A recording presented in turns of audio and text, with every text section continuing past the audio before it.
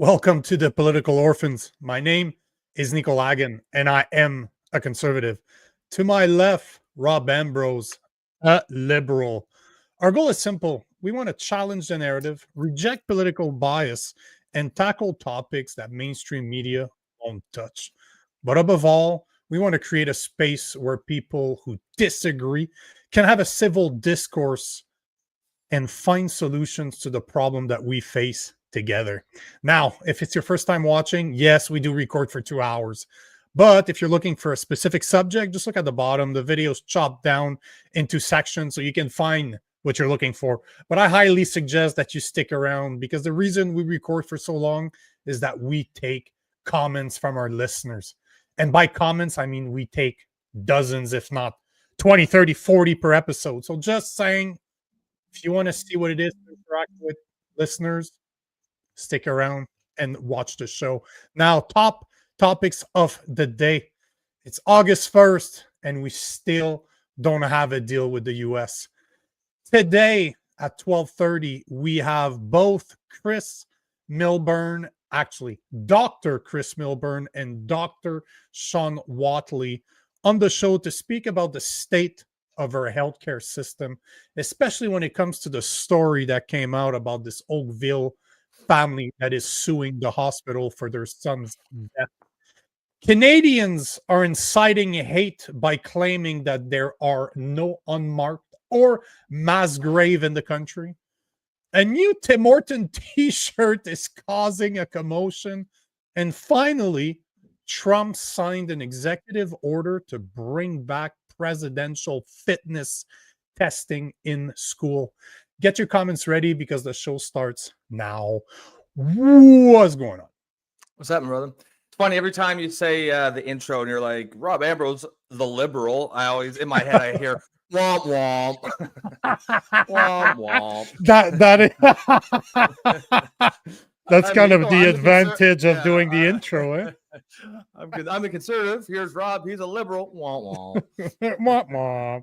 Oh, yeah. Before we even go, yes, 1,000 million fucking percent. It's still a good thing. It's still a good thing. And this is the irony of it all. But of course, you'll see why I want to talk about it. And it's not about Trump. It's about one president that basically everybody can agree that they like. I don't think I've ever met one single person, conservative or liberal, that ever told me that they don't like that president. I'm going to keep the story for you, but this is the presidential test was something that was really, really pushed by that guy, and it was insane. There's a great video out there. I found it. I will show it to you guys, but it's not about Trump. It's about the fitness, because 1 out of 5 kid, meaning up to the age of 19, is obese in the US. And guess what, Canadians? We're no fucking better here. So that's why I wanted. It's an important thing. Also, I just want to quickly take this one from Shinny Bryan. He says, "Ain't no liberals on the show."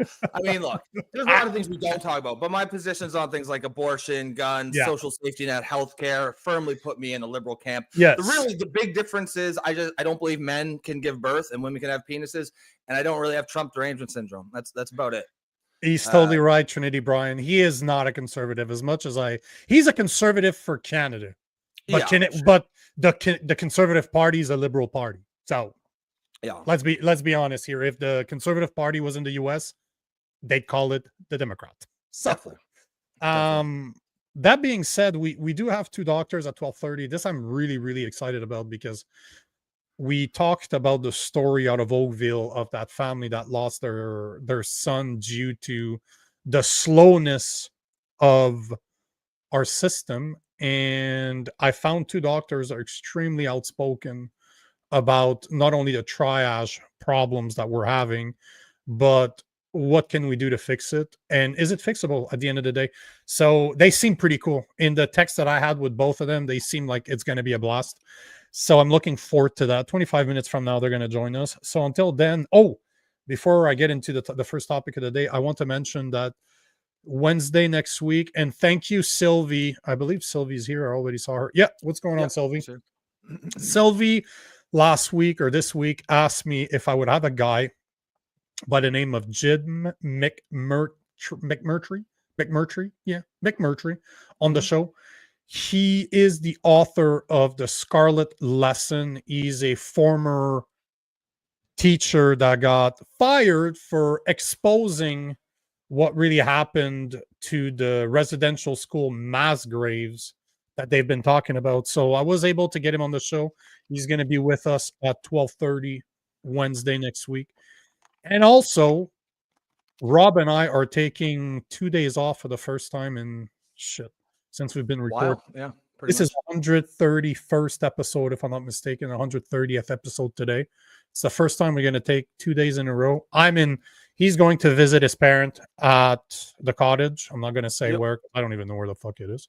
But Halifax. And I'm going to San Francisco to be on a very, very interesting show. So Monday, Tuesday, there will be no the dating show, is it? San Francisco dating show. 100%. I'm going on the same show. You know who's going to be on that panel? I'm going on the same show as Justin Trudeau went to find Katy Perry. Yeah. It's called How to Find a Beard.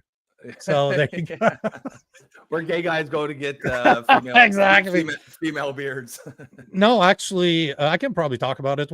I've been invited because I've been on a very, very big platform, Jubilee Media's Common Ground series, where I debated with a bunch of feminists and as much men and women feminists why strong men are important. And the video, if you Google men right activists, it's the first video that comes up, and my fucking face is on the thumbnail. But all to say that I get approached every now and then, and there's a guy that approached me to record a video, to record a ish debate with a lesbian couple that adopted a kid. And I'm going there as a Christian conservative. Should be fun. Should be interesting.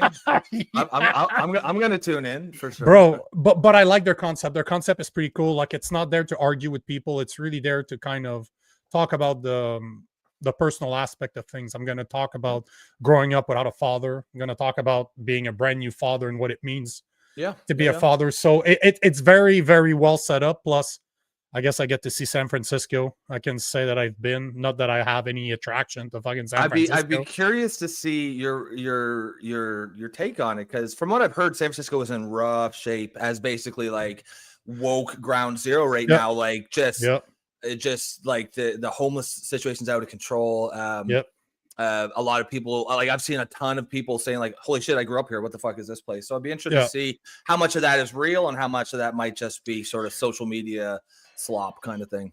Oh, I can tell you, man. I was in LA last year, or this year. Is it this year? Last year? Last year I was in LA for the Jubilee Media interview, and goddamn, it is exactly what you expect. Really? It's like Montreal on steroids. Yes. It's like everybody has purple hair. So I'm curious to see San Francisco. I'm really just curious to see the bridge, really, because it's iconic. We've seen it, like Golden that street that's like this somewhere. But at the end of the day, it's business, man. I have no intentions. Like, this would not be a place I want to visit. It's just I'm invited. I get to go. So why not? Right? I think there'll be some cool things. So I actually was at San Francisco when I was a kid. My family went on vacation to visit relatives, and we went, like, we did a lot of the touristy things. We had a tour. We took a boat out to Alcatraz, and like I was like 7 years old, so I would appreciate it so much more now. I didn't really get how cool that would have been, but the vague memories I do have of it seemed pretty cool.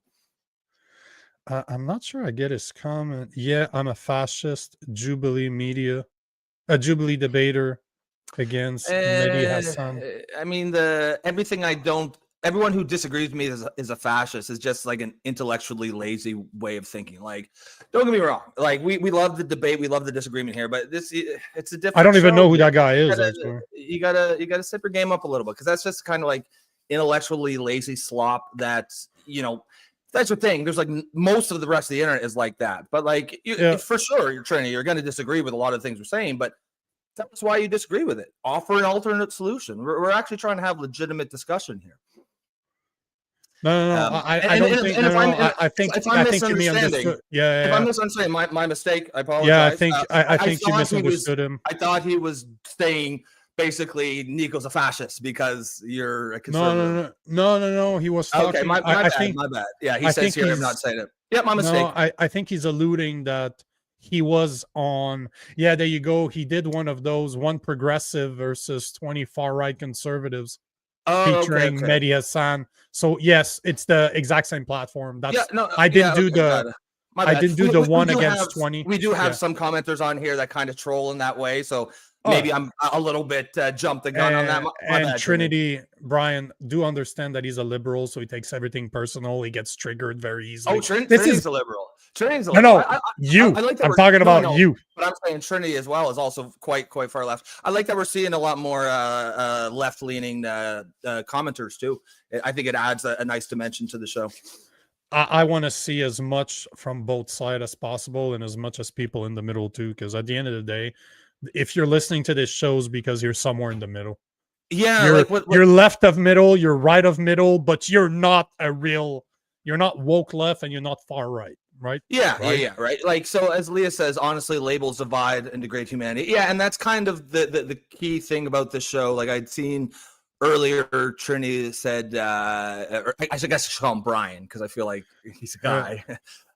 Quit lying, you're both pretty far right. I mean, I'm certainly a very centrist liberal and have some conservative positions, but at the end of the day, the whole show is based on the premise that a lot of the left-right labels that we're used to are breaking down. They don't really always fit. And that's why rather than, like we still use them. I'll still say I'm left, I'm a liberal, Nico's still right, conservative, just because they give you a broad sense of where we stand. But when we dig into actual issues, we actually see that the labels don't match up. And that's why what we generally say around here is mostly we just do away with the labels and just come out with common sense, right?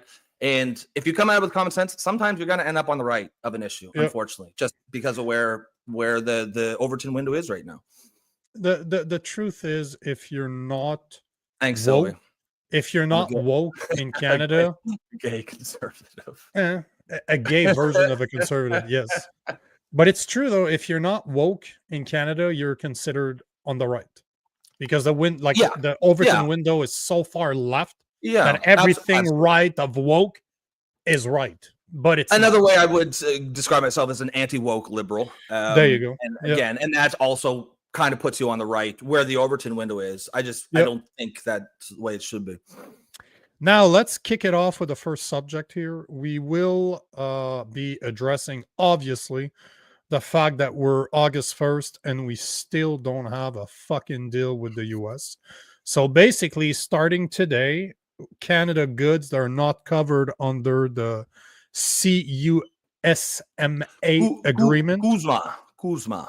Yeah, Kuzma. CUSMA will be hit with a 35% tariff. But I wanted to show you this. Hopefully I can make it bigger. That's what you said. Basically, Carney posted this yesterday, statement by Prime Minister Carney on the Canada-US trade. And obviously, he's talking about how we're going to be hit with 35% tariff, that there's no deal that could be made. But I invite you, I'm not going to read the whole thing, but just to say, I invite you to go read it, because he's making, exactly like I said, he's making it sound like he's a victim in this story. They always fucking do, right? They're not going to admit that they fucked up, that he should have shut the fuck up about Palestine, that he should have concentrated on making a deal. Yes, because this is the thing that I'm seeing most, and this is coming a lot from X. I'm getting a lot of hate on X right now. It's my newer social media. So at the beginning, it's always the same step. I built a platform on 7 different platforms. It's always the same. Nobody fucking listens to you. And then the day you start getting haters, it's just before you start really getting a lot of followers. And one of the comments that I get all the time now on X is, but Trump this, Trump that. Trump keeps on moving the goalpost. Trump keeps on doing this. I'm like, okay, sure, no problem. We agree. We agree. Yeah. But that doesn't change the fact that on the short term, we need to deal with him. We don't have a choice. Yep. We do not have a fucking choice. And this is what bothered me about this letter. So I invite you to go to, or not the letter, but the statement. But he finishes with saying that we will continue to negotiate with the United States on our trading relationship. The Canadian government is laser focused on what we can control, building Canada strong. Like, what the fuck does that mean? Your Bill C5 serves no purpose, and he admitted last week that he has no power, he has no energy deal on the table right now. There's no fast tracking anything right now. But he finishes by saying that Canadians will be our best customer, creating more well-paying career at home as it strengthen our diversity, our trading partners throughout the world. Again, talking about shit that really doesn't matter for the short term. Yes, awesome. Great idea. It's awesome for us to be self-reliant. Great. Nobody fucking argues that. Yep. Medium to long-term goal. This is a 3 to 5, 3 to 10 year goal. Yep. In the next 3 years, guess what? Under Trump's presidency, we will still rely on the US to buy most of our fucking export, like the 75% that they're doing right now. And he doesn't mention that. All the liberals, because I comment on Carney's stuff all the time, and people are ripping into me saying, oh yeah, but Trump is a this, Trump is a that. I'm like, okay, so matter. What? Like, it doesn't matter. Have you guys never worked in the private sector where your boss is a fucking asshole? And guess what? You still need to work. Deal. You have to work around your boss. Yeah. In this context, we have to work around Donald Trump. It's as easy as that. Yeah, everything you're saying is correct. Like they can say, because I'm seeing it too. Oh, Trump is erratic. Trump is moving the goalposts. Yes, he is. That's his style. Nobody's arguing. I'm not arguing. That's fine. So what you need to do now is adjust your strategy to account for that. Right? You have to understand. Like, so we can sit here and complain about the way that Trump is, but where does that get us?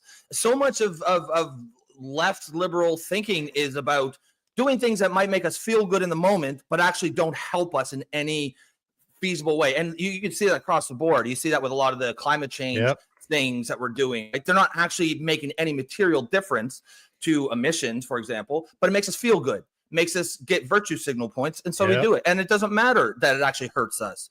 So it's, it's just more of the same on that. Fact of the matter is, you have to look at Trump right now as a natural, organic, a force of nature.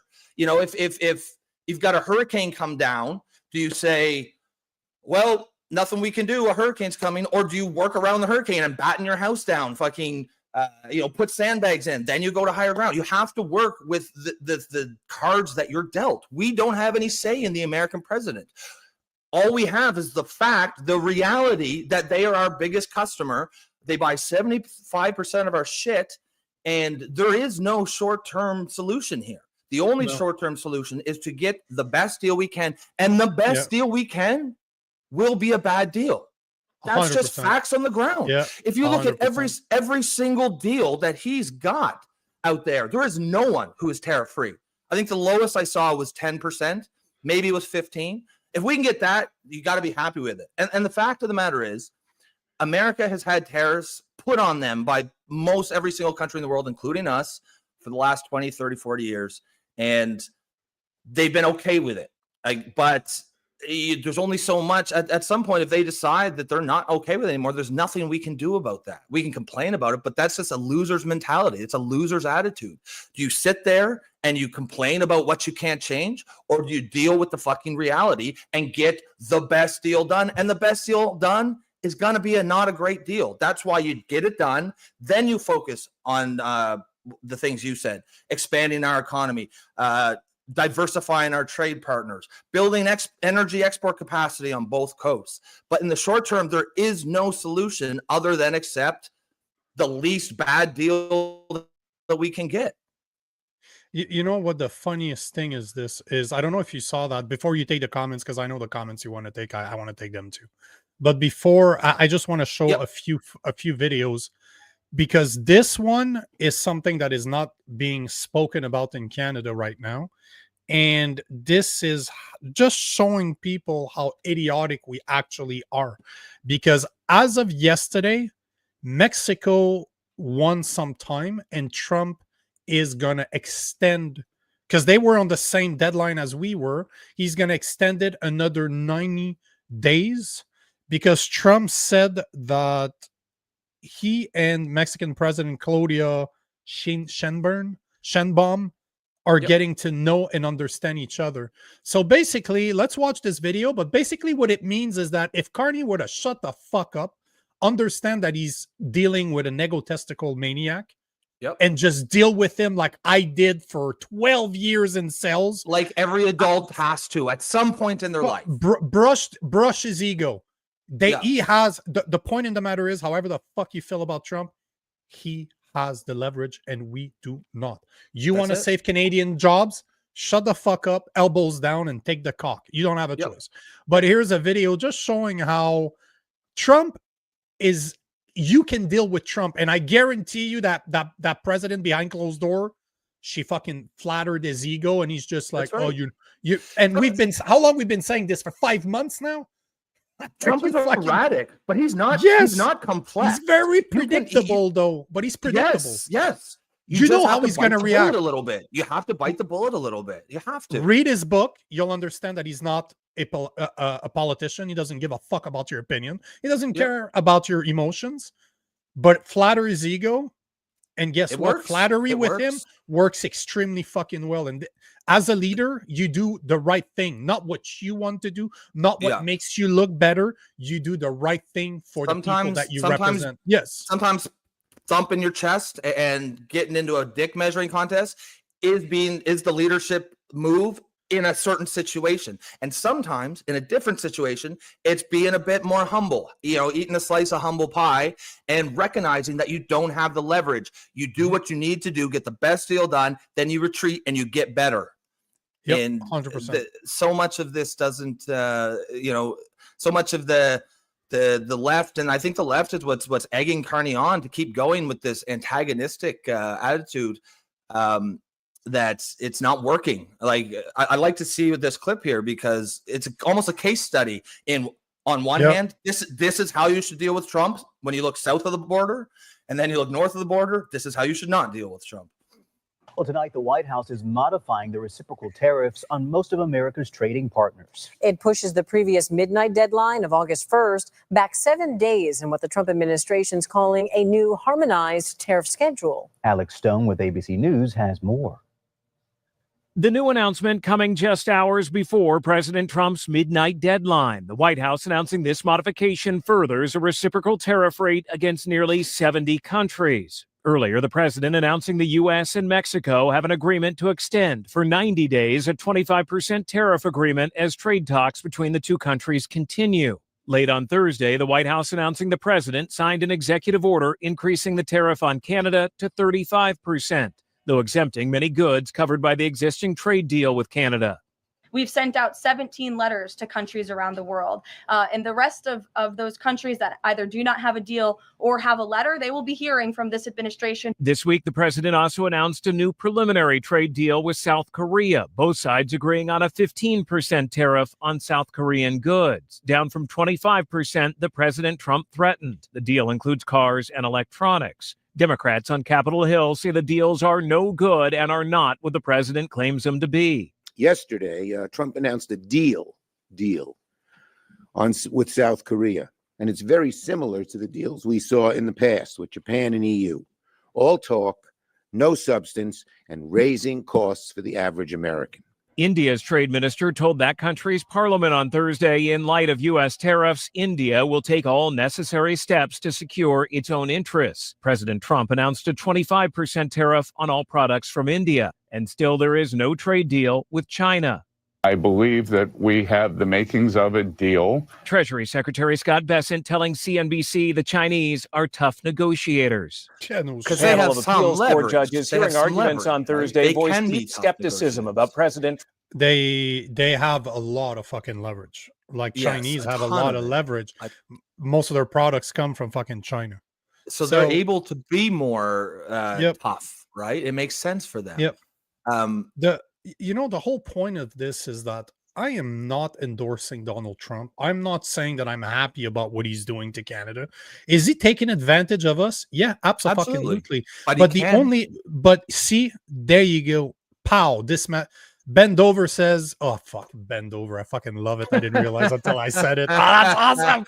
Bend Over. Yeah. Bend Over says, Canadian policies have created this problem, living in a border state with family on both sides. And this is what we've been saying for 5 fucking months now. This is 10 years of liberal policies that have allowed the U.S. to fuck up the ass. We literally made it easy by being extremely dependent on them. 75% of our export goes to the U.S. What are they supposed to do? They know they're not stupid. And unlike any other president, Donald Trump doesn't give a fuck to screw us. He doesn't care. And it's not his responsibility to take care of us. Think how different a position we would be in today if over the last 10 years, the Liberals had not put Bill C-69 into play, had allowed Canada East pipeline to be built. And then we had export capacity on the East Coast, on the West Coast. We're selling our energy, our oil, our gas to Europe, to China. We'd be in a much better position than we are right now.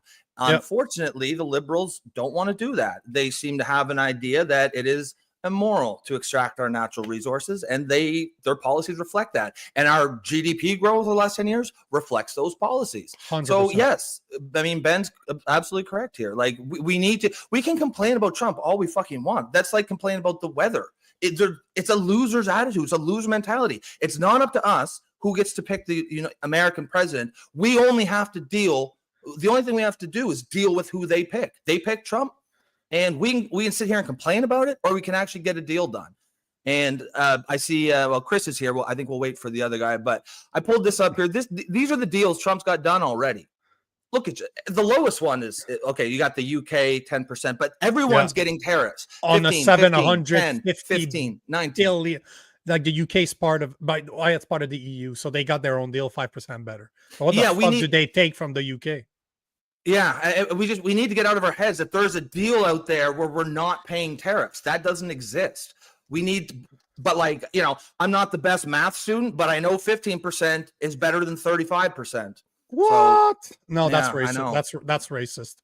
Somehow what you just said there is racist. It's white supremacist math. See, I do it again. I did it on purpose. I said something really stupid to see how our two guests of today would react. Shawn Whatley is actually laughing at what I'm saying. So baldy to baldy, I guess we're going to get along just fine. So I will bring them on right now, and we apologize for the comments. We'll take them afterwards. But yeah, because there's some good ones there. I just want to get into those. There's a lot of good ones there. Yeah. So I was able to find two Canadian doctors to speak about the current state of affair of our healthcare system. And this story really was brought up by the Oakville family that lost their son, that are suing the Oakville hospital because their son literally died by waiting on the doctor to do its job. And that opened up a massive can of bullshit, because I started researching it, and I shared those numbers. I think it was on Tuesday, how they estimate that 8,000 to 15,000 people die in the ER waiting for a doctor each year in Canada. They say that the number could be as high as 28,000. That either way, I'm going to share them again. I want to bring them up, but I promised to do introductions, what I really, really suck at. So I apologize right away if I mess up your introduction.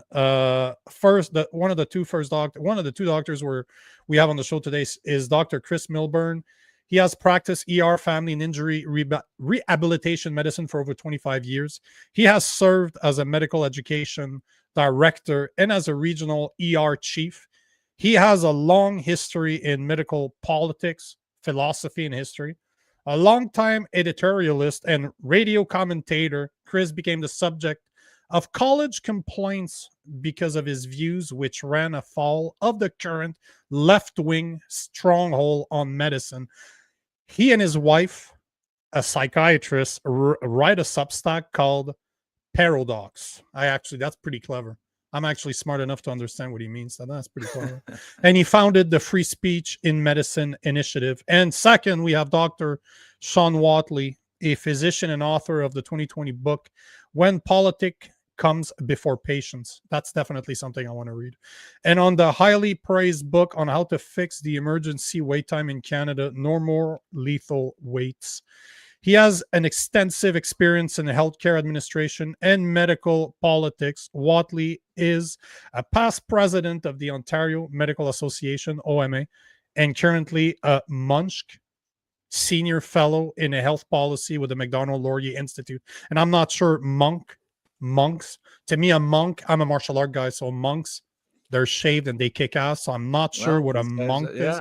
But looks like doctors, Chris, guys, Shawn, how you doing? Thank you so much for being here. Good to see you guys. Hey, I've never been introduced as Baldy before. One Baldy to another. So. Hey, you fit in here. I'm all there. Yeah, look at this guy with Dr. Chris here with hair. Yeah, what's going on? It's usually a couple. It actually seems like a lot of our guests lately have been bald. It's just a bunch of bald guys shooting the shit. But we also welcome guests with hair as well, Dr. Milburn. So thank you guys for both being on here. I appreciate your flexibility. I guess you guys probably heard you can swear, you can say pretty much whatever you want. But the difference in the type of approach that we have is I'm a Christian conservative. He's what we call a common sense liberal, which I know doesn't make sense when you first hear it, but they still exist. But he doesn't believe that women can have penises. That's basically, that's what it is. So just to put a bit of context. Was that? It makes me a far-right Nazi, apparently. Yeah. So, yep. So I get that all the time, actually.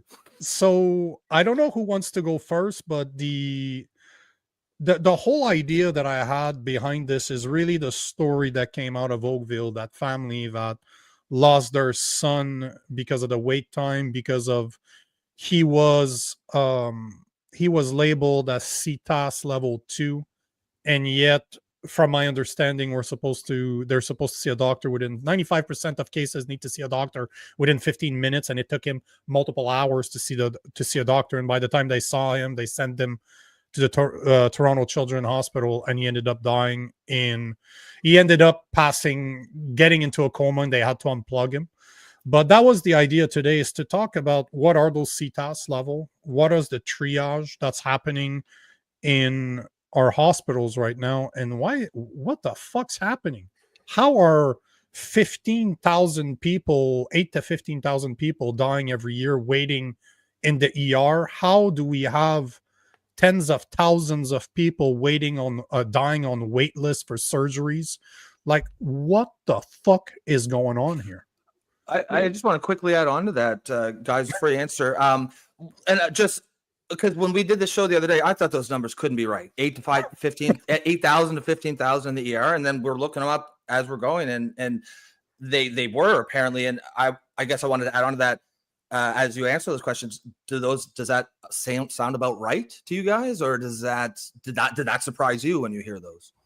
Maybe I could start, and then because I'll lead into Shawn, who literally wrote the book on this, right? Excellent. Yeah. So I'm just kind of a pretender here, but what I'll say is, right from the beginning, when the story came out, I saw it being played out the exact same way as the story is being played out for 50 years in medicine.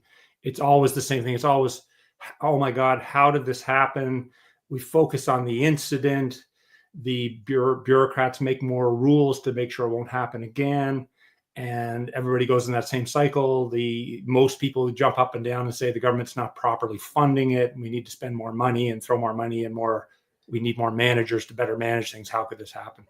And we end up back in the same spiral of doom that we've been in for decades. And really what it comes down to in my mind, and Shawn can expand on this, but it comes down to Canadians don't understand the difference between government-funded and government-run healthcare. We have a government-run healthcare system, which is, other than perhaps North Korea or Cuba, we have the most restrictive medical environment in the world. We stifle innovation. Getting private care is actually illegal. So I'm pretty sure we could have the Chris Milburn, Shawn Whatley emergency room, which would run very efficiently and would get people through, and people wouldn't die waiting. But we're not allowed to do that. The whole thing, it's a little bit of an aside. The whole thing about CTAS levels, I think, is a distraction. In our emergency room, the big emergency room where I worked for many years, something like 25% of people are now a level 2 by the definition. Because if you look at the definitions, everybody's urgent. A kid with a fever is urgent. Somebody drinking a Tim Hortons and looking comfortable, but says their pain is 9 out of 10 and they need to be seen right away. They're urgent. Somebody with heartburn, and it's heartburn already, and triage is urgent. So they're all level 2. So you can't possibly see them all within 15 minutes. That's ridiculous. That's a bureaucratic rule. But anyway, I'll pass it over to Shawn and shut up there. I'll just jump in then. So yeah, kudos to you guys for even tackling this topic. A few years ago, I was speaking with a health reporter from the Globe and Mail. I won't say which one. There's only a handful of them.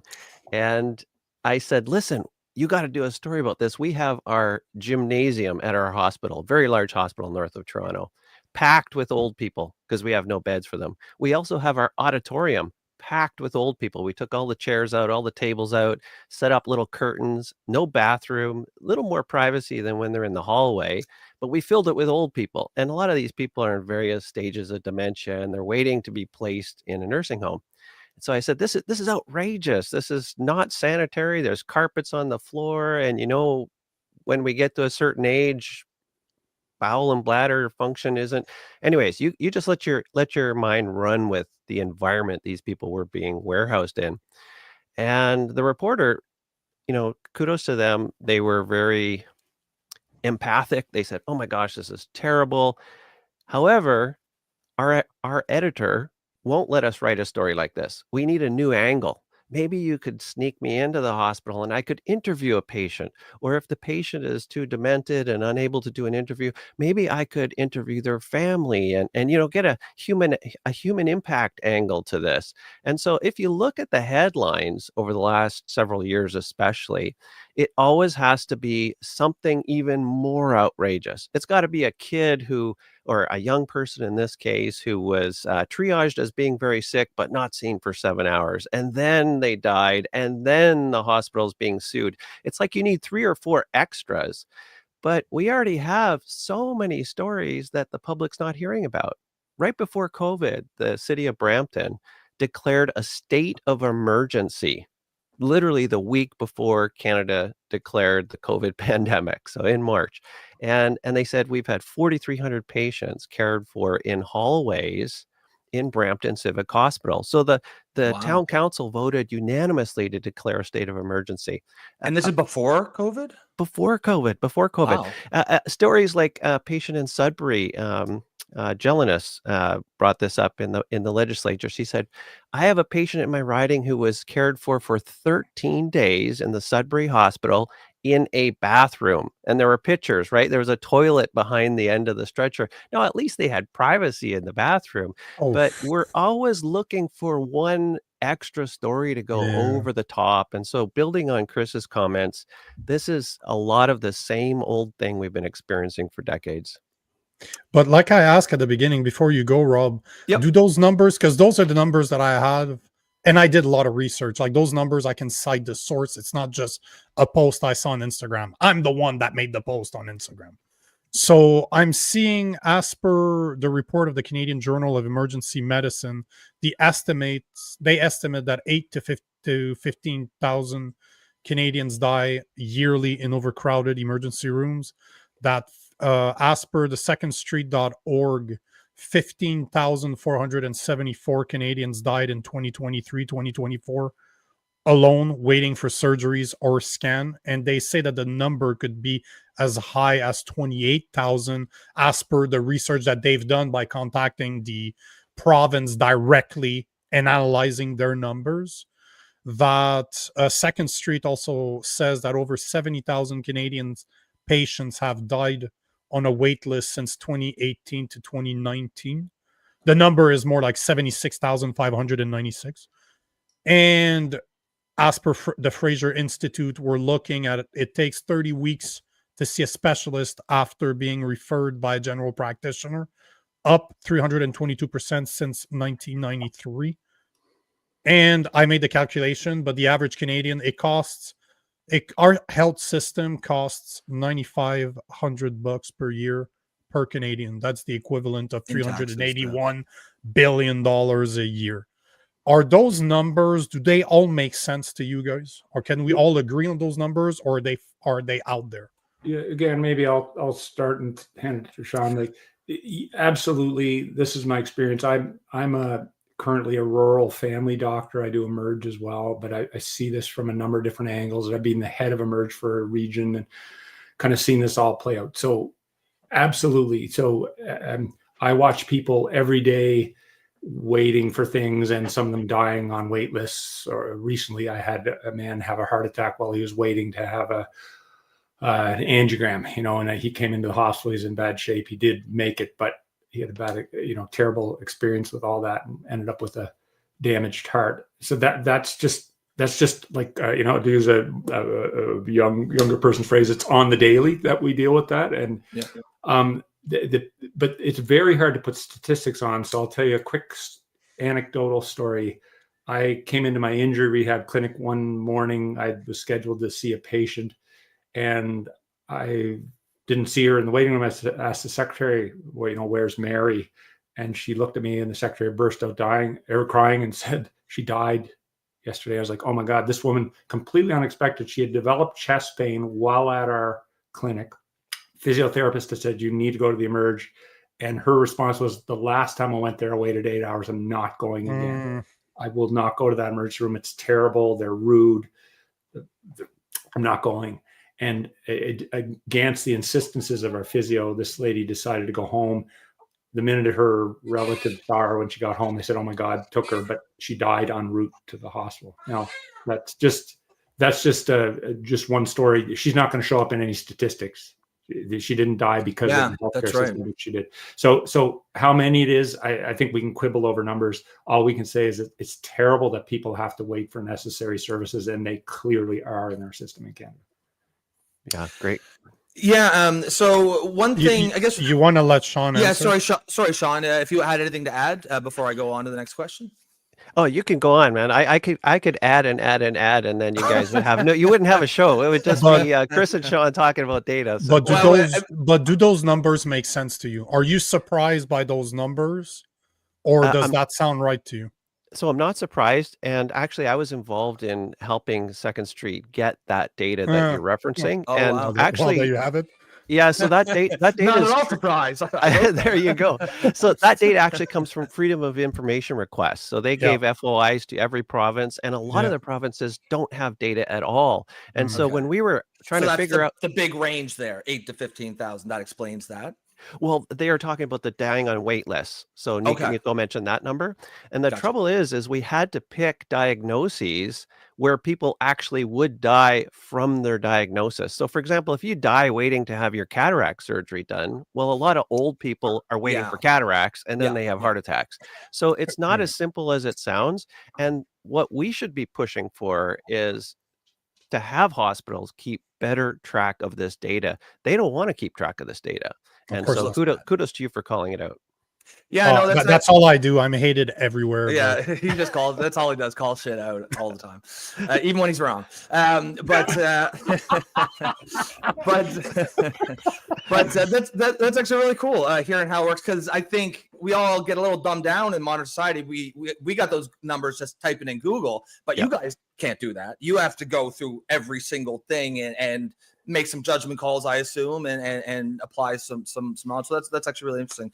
My question was, and one of the things that I like about this issue is because it's really nice, a really good microcosm that I think shows off one of the strengths of this show. When we started it, we wanted to create a space for people who maybe weren't exactly fit in the left-right spectrum, just political orphans, right? Just people trying to come together from all sides of the spectrum just to talk about issues from a common sense perspective. And what we found is, obviously I'm a liberal, or at least have liberal sensibilities. Nico's conservative. Is oftentimes we'll disagree on the solution, but we will very often agree on the problem, which obviously, if we don't even agree on the problem, we can't even have a productive discussion. So when you apply that to this issue, we have covered this a few times, and one thing that where we seem to stand is we agree that there's a problem with the healthcare system. Nico's more conservative minded, so his solution is ditch the system, ditch the universal healthcare system, go to a more American style. As someone more liberal minded, mine is say, no, it is broken. We agree on that. Let's fix it, because I do like our system. I like the idea of a universal healthcare system. So my question to you guys is, And actually, before I ask that, there's certainly the perception that the system isn't working, that it's not giving us what we're supposed to have. Wait times are too long. People are dying. And I guess my question is, as people who are inside the system, is that your reality? Is that how you see it, that the system is broken? And if so, how would you fix it? I know it's a real fix would probably require many different things, but if you could distill it down to one or two things, like what would be the best ways to go about fixing it? Would you be more fix the system or more scrap it? Again, Shawn, that's all right. I'll say a little piece of that. Yeah. So you made the fatal mistake there. You said that Nico wants a U.S. style system. That's what Canadians always do. It's like whenever anybody talks about changing the system, like, you want a U.S. style system. It's like, he's a liberal afterwards. Like, after all, he's a liberal, so of course that's what I want. The U.S. has a system that people in Canada think that the U.S. system is messed up because of the free market, but it's far from a free market system. The government there it's an incredibly regulated and top-heavy bureaucratic system. The government puts incredible amounts of money in through the DVA, Medicare, and Medicaid. So it's not at all like a free market system. Sure. So whenever, I think it's really important just to correct the thinking. Yeah, no, I appreciate that, because I'm a layman on these issues. To say that there are all these really good systems in the world, Sweden, Norway, Switzerland, Germany, all have really much better performing and less expensive healthcare systems. So the last thing that we want to get trapped in our thinking in Canada is, if we change our system at all, we're moving towards a U.S. style system.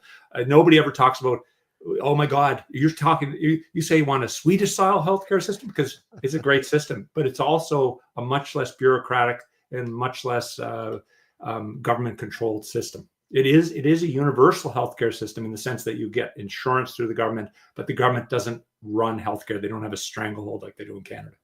So before you answer, Shawn, is that what you meant earlier by government funded versus government run?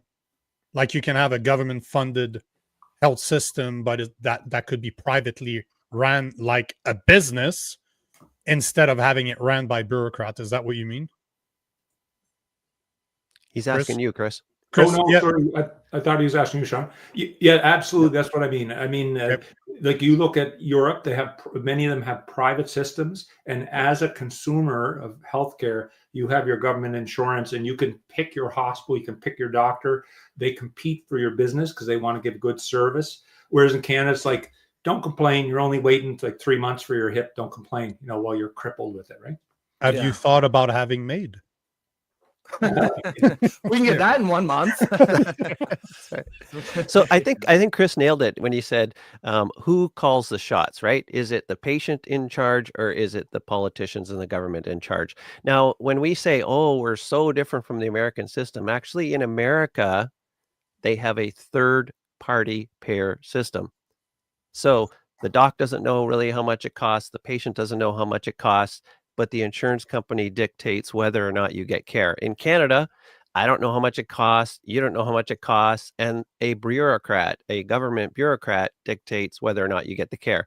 Now, the nice thing about the Canadian, if we can say something nice about it, is that the bureaucrats aren't that motivated to be really cost conscious and that sort of thing. They take a blunt approach to whether or not you get access to your care. In America, these insurance companies are going to go broke if they aren't hardliners on some of the things that you're able to access. But both Canada and the United States, for the most part, is getting care. Patients are getting care on a third party payer. So a third person is doing the paying.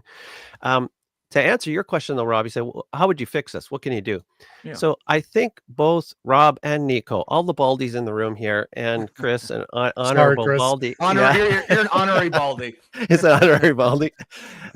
We can all be very bullish on insurance in the sense that Canadians love insurance. We insure our cats, our dogs, our cows, our ATVs, our cars, our house. Anyways, we love insurance.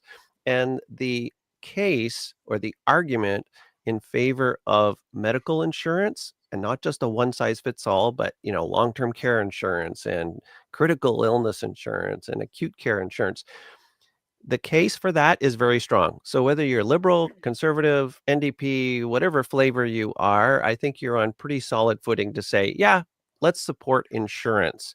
And to Nico's case, maybe Nico, it's very solid. I think it's not a non-conservative position to hold, to say, I don't want anyone dying in my country because they couldn't get care.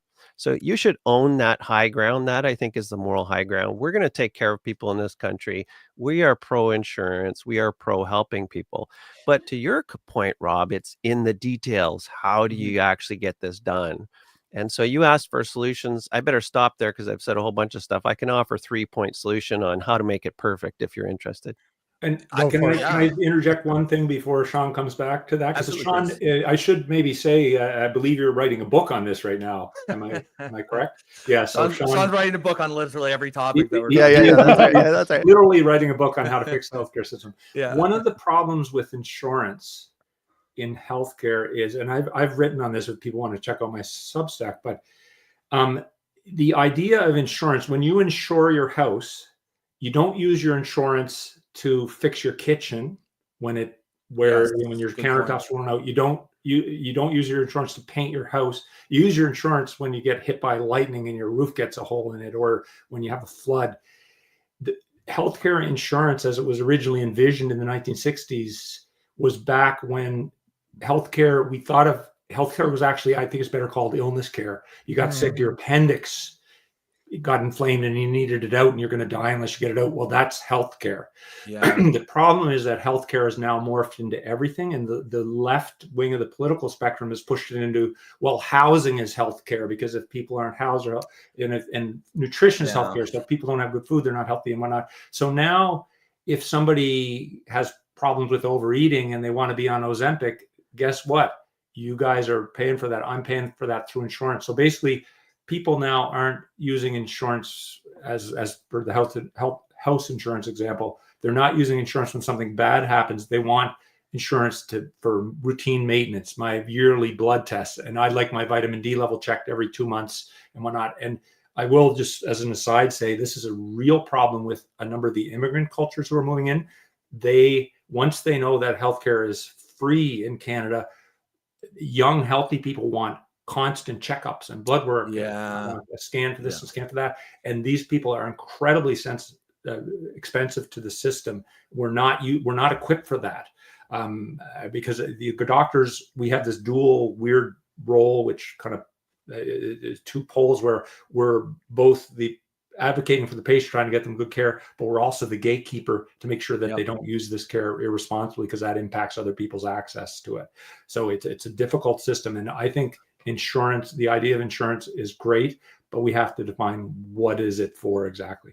Well, and you know, the cultural and political moment where it makes it so hard to have a real discussion about these things, because you know what will happen if you bring up that conversation in a meeting, and someone is going to say, "Oh, well, you're racist because you just hate immigrants," right? And that, of course, it's bad faith, but it does what it's designed to do. It shuts down the conversation. Why we can't have a healthy conversation about immigration policy? If your opinion is anything other than open borders, you're a racist. And of course, that's insane. We have to be able to talk about it if we can get to the right policy. So yeah, it's interesting that you brought that up, and it's interesting to see that people inside the system also see this as an issue as well. Shawn, what do you think? You have a 3-point. Yeah. I wanted to hear that, Shawn. You can change the system 3 ways. 3 ways. Actually, Chris read my mind, and he knew he absolutely nailed it when he said, we got to talk about what we're covering. So insurance, yes, and that's my point number 2, life and limb. We need to refocus on things that are going to kill you or things that are going to lead to loss of your limb. Focus on that. Do a better job at that. My third point, and I'll tell you my first point when I'm done here. My third point is appropriateness, and Chris also mentioned that. Is it meaningful that we cover everything, every little bit of sadness, depression, grief, whatever? And I'm not hammering on that. I'm just saying, when you get farther away from life and limb care, you get into a whole bunch of visits. Really popular right now. My kid has a hard time focusing in class, and so we get so many visits for patients who want their kid sent for a special assessment so that they can get an extra help in the classroom and extra time to do their tests. And so that's using a huge amount of resources. That's just one example. Sorry, moms and dads, for picking on you for that. But number one, the most important thing we need to do right now, and no one's going to do it, is to talk about who's in charge. Who's leading the boat? So we have the Fed saying, "Oh, listen, we're gonna pay 20 cents on the dollar, right? We offer a tip at the restaurant, and we get to call the shots. You provinces, you're not allowed to do this, or we might take away our 20% funding." And yet, in our Constitution, Section 92 of the Constitution Act says that healthcare belongs to the provinces. So the provinces and the feds have to work this out. Neither one really wants to work it out, because it's nice being a province saying, "Oh, well, if the feds paid more like they promised to do 50, 60 years ago, then we'd be fine." Yeah. So that's number one. Who's in charge? They have to figure out the governance problem, or we are going to be spinning around this forever. One of the things that Rob and I have never spoken about this, and as much as I spend half my time in the US, so I understand what it is to be able to take a credit card out and my wife just gave birth, to be able to get a scan in the same day for about $80. Literally pick up my phone, show up 15 minutes, an hour later, I got an appointment, 3D print of what the baby looks like. When here, it took us 2 months when we came back to Canada, and we got that old 90s technology that almost needs to be lubricated in the back to work properly. But so I know there's a difference between the two. Obviously, we're very socialist in nature here in Canada, so moving away from the social system is not something that's feasible. The Overton window will never be there. It's never going to happen. But one of the things I would like to see happening, and I've never heard a politician, at least they don't have the fucking balls to talk about this, but we need to take care of the hypochondriacs out there. And we also need to put consequences on the patient. If you are obese and you keep on showing you keep on showing up to the hospital for troubles that are related to the way you treat your body, we should put them on a time frame to say, "Hey, here are all the resources that you can ever need to lose weight. But if you don't lose weight within the next year, you're out. We're not protecting you anymore because you're not taking care of yourself." I'm a big fan of cigars, and you or know at what? least maybe your lowest priority in the no. There feel... needs to be. But hold on. Okay. There needs to be consequence. But this is where you and I disagree. I believe in accountability. I do agree on that. But yeah. But there's need to be consequences and accountability that comes. Yes, we need to hold our government accountable. Yes, we need to hold the insurance company accountable. But to not hold ourselves accountable is bullshit, because we are a massive problem in a system that we believe is free. So I want to see, if you're a smoker, guess what? Your doctor tells you you're on the road of lung cancer. You don't want to stop. Well, fuck you. We're not gonna cover you. You want to play that game? That's fine. We'll charge you. Here's a bill, and then you can go American style and say, try finding insurance that are gonna take care of you, knowing that you're on your way. Do you think that that's a possible? Do you think that would be a common sense solution, or am I too crazy and I believe in accountability too much? We'll start with Chris, and then we'll go to Shawn, because that seems to be the order now. Yeah, that seems to be the flow. There's a great quote. The ultimate result of shielding man from his folly is to fill the world with fools. I can't remember who said it, but we have created a society where the nanny statism is so accepted 100%. Now that the idea that people don't know this, but provincial drug plans are more and more paying for Ozempic for people who are overweight. That's insane. Obese. Now, do I have a problem with people buying Ozempic if they say that, look, I really can't lose weight, I've tried everything, I'm going to buy Ozempic? I don't have a problem with that. Do I have a problem with the health insurance plan paying for that while my cousin waits on a wait list for his hip for 18 months and he's disabled? I do. And so I just think the idea that the government should be all things to all people at all times is rampant in Canada. And it's really, really rampant, as evidenced by our attitude toward the healthcare system, that nobody should ever suffer any consequence of anything. We should take care of them. I'll give you just another little example. We had a lady who, there was a new treatment for Hep C a number of years ago. You can cure it. So we had a lady who was an IV drug user, very pleasant lady. I really quite liked her. She got the treatment. It was, I think at the time, $38,000 to get that treatment. That was paid for, right? 3 months later, she was back. She relapsed. She went back to injecting, and she had Hep C again. And guess what? we treated her again with another $38,000. So that's just like one like blatant example of how much can we pay when people are really moths flying for the headlights. You know, I don't know. It is difficult, and Shawn can comment on this too, but it is difficult to say we're not going to cover you because you did X, Y, Z. I think when people get sick, again, I don't want to live in a society where we let them die in pain. And there is, interestingly, there is some evidence that smokers are cheaper to the healthcare system because they don't live as long. Yeah, I knew that. It's pretty good data. So yeah, here's another pack. We might end up treating lung cancer, but they died at 53. Just give out smokes at the doctor's office. Yeah, so Nico, you asked the question, am I too crazy? I wrote it down. Quote, Nico, am I too crazy? And the answer is yes, of course, man. Of course, of course. Yeah. Well, we all knew that. Obviously. It was historical. We already knew. So I think the safe, I hate to use the word safe space, but the safe space in your question, Nico, is to separate horizontal equity from vertical equity. And these are just fancy words to say rich people versus poor people, or higher socioeconomic status, lower socioeconomic status. Everybody wants to frame this discussion in terms of rich and poor. Oh, Nico, so you're saying all the poor guys get no treatment because they're eating Doritos and drinking and smoking and they're not taking care of themselves. So you have to separate that out and say, okay, no, we've got Rob and Nico, and they are identical twins. They both earn the same income, 100,000, whatever it is, and they have the same genetics. But Nico works out like a fanatic. He's careful with his diet, and he ends up with a sore hip. Rob doesn't care. He's 400 pounds and doesn't take care of himself. He also gets a sore hip because you're both genetically predisposed to sore hips. Mm-hmm. And so I tell Nico, listen, we don't have to replace your hip right away. It's going to wear out over time, but you keep yourself neat and trim. Don't abuse your hip, go see the physiotherapist, blah, blah, blah, blah, blah. I say the same thing to Rob and he ignores me. And then Rob comes in every 2 months for the next 5 years saying, Doc, my hip hurts, and we're doing CT scan, referral to an orthopedic surgeon, another one. Nico, he gets one picture at the start and says, oh yeah, my hip's going to kind of wear out. My doc says I'm going to get a new hip in about 5-10 years. I'm going to try to prevent that. But Rob does the opposite approach. So that's horizontal equity. And you have to present it that way and say, now, is it fair that Nico and Rob are both paying the same health insurance premiums? And I think most people would say, no, Rob, you're totally abusing the situation. Why should you pay the same as Nico? And so if you frame it as a horizontal equity question, you'll get lefties and righties most of the times to agree that, yeah, that's not fair.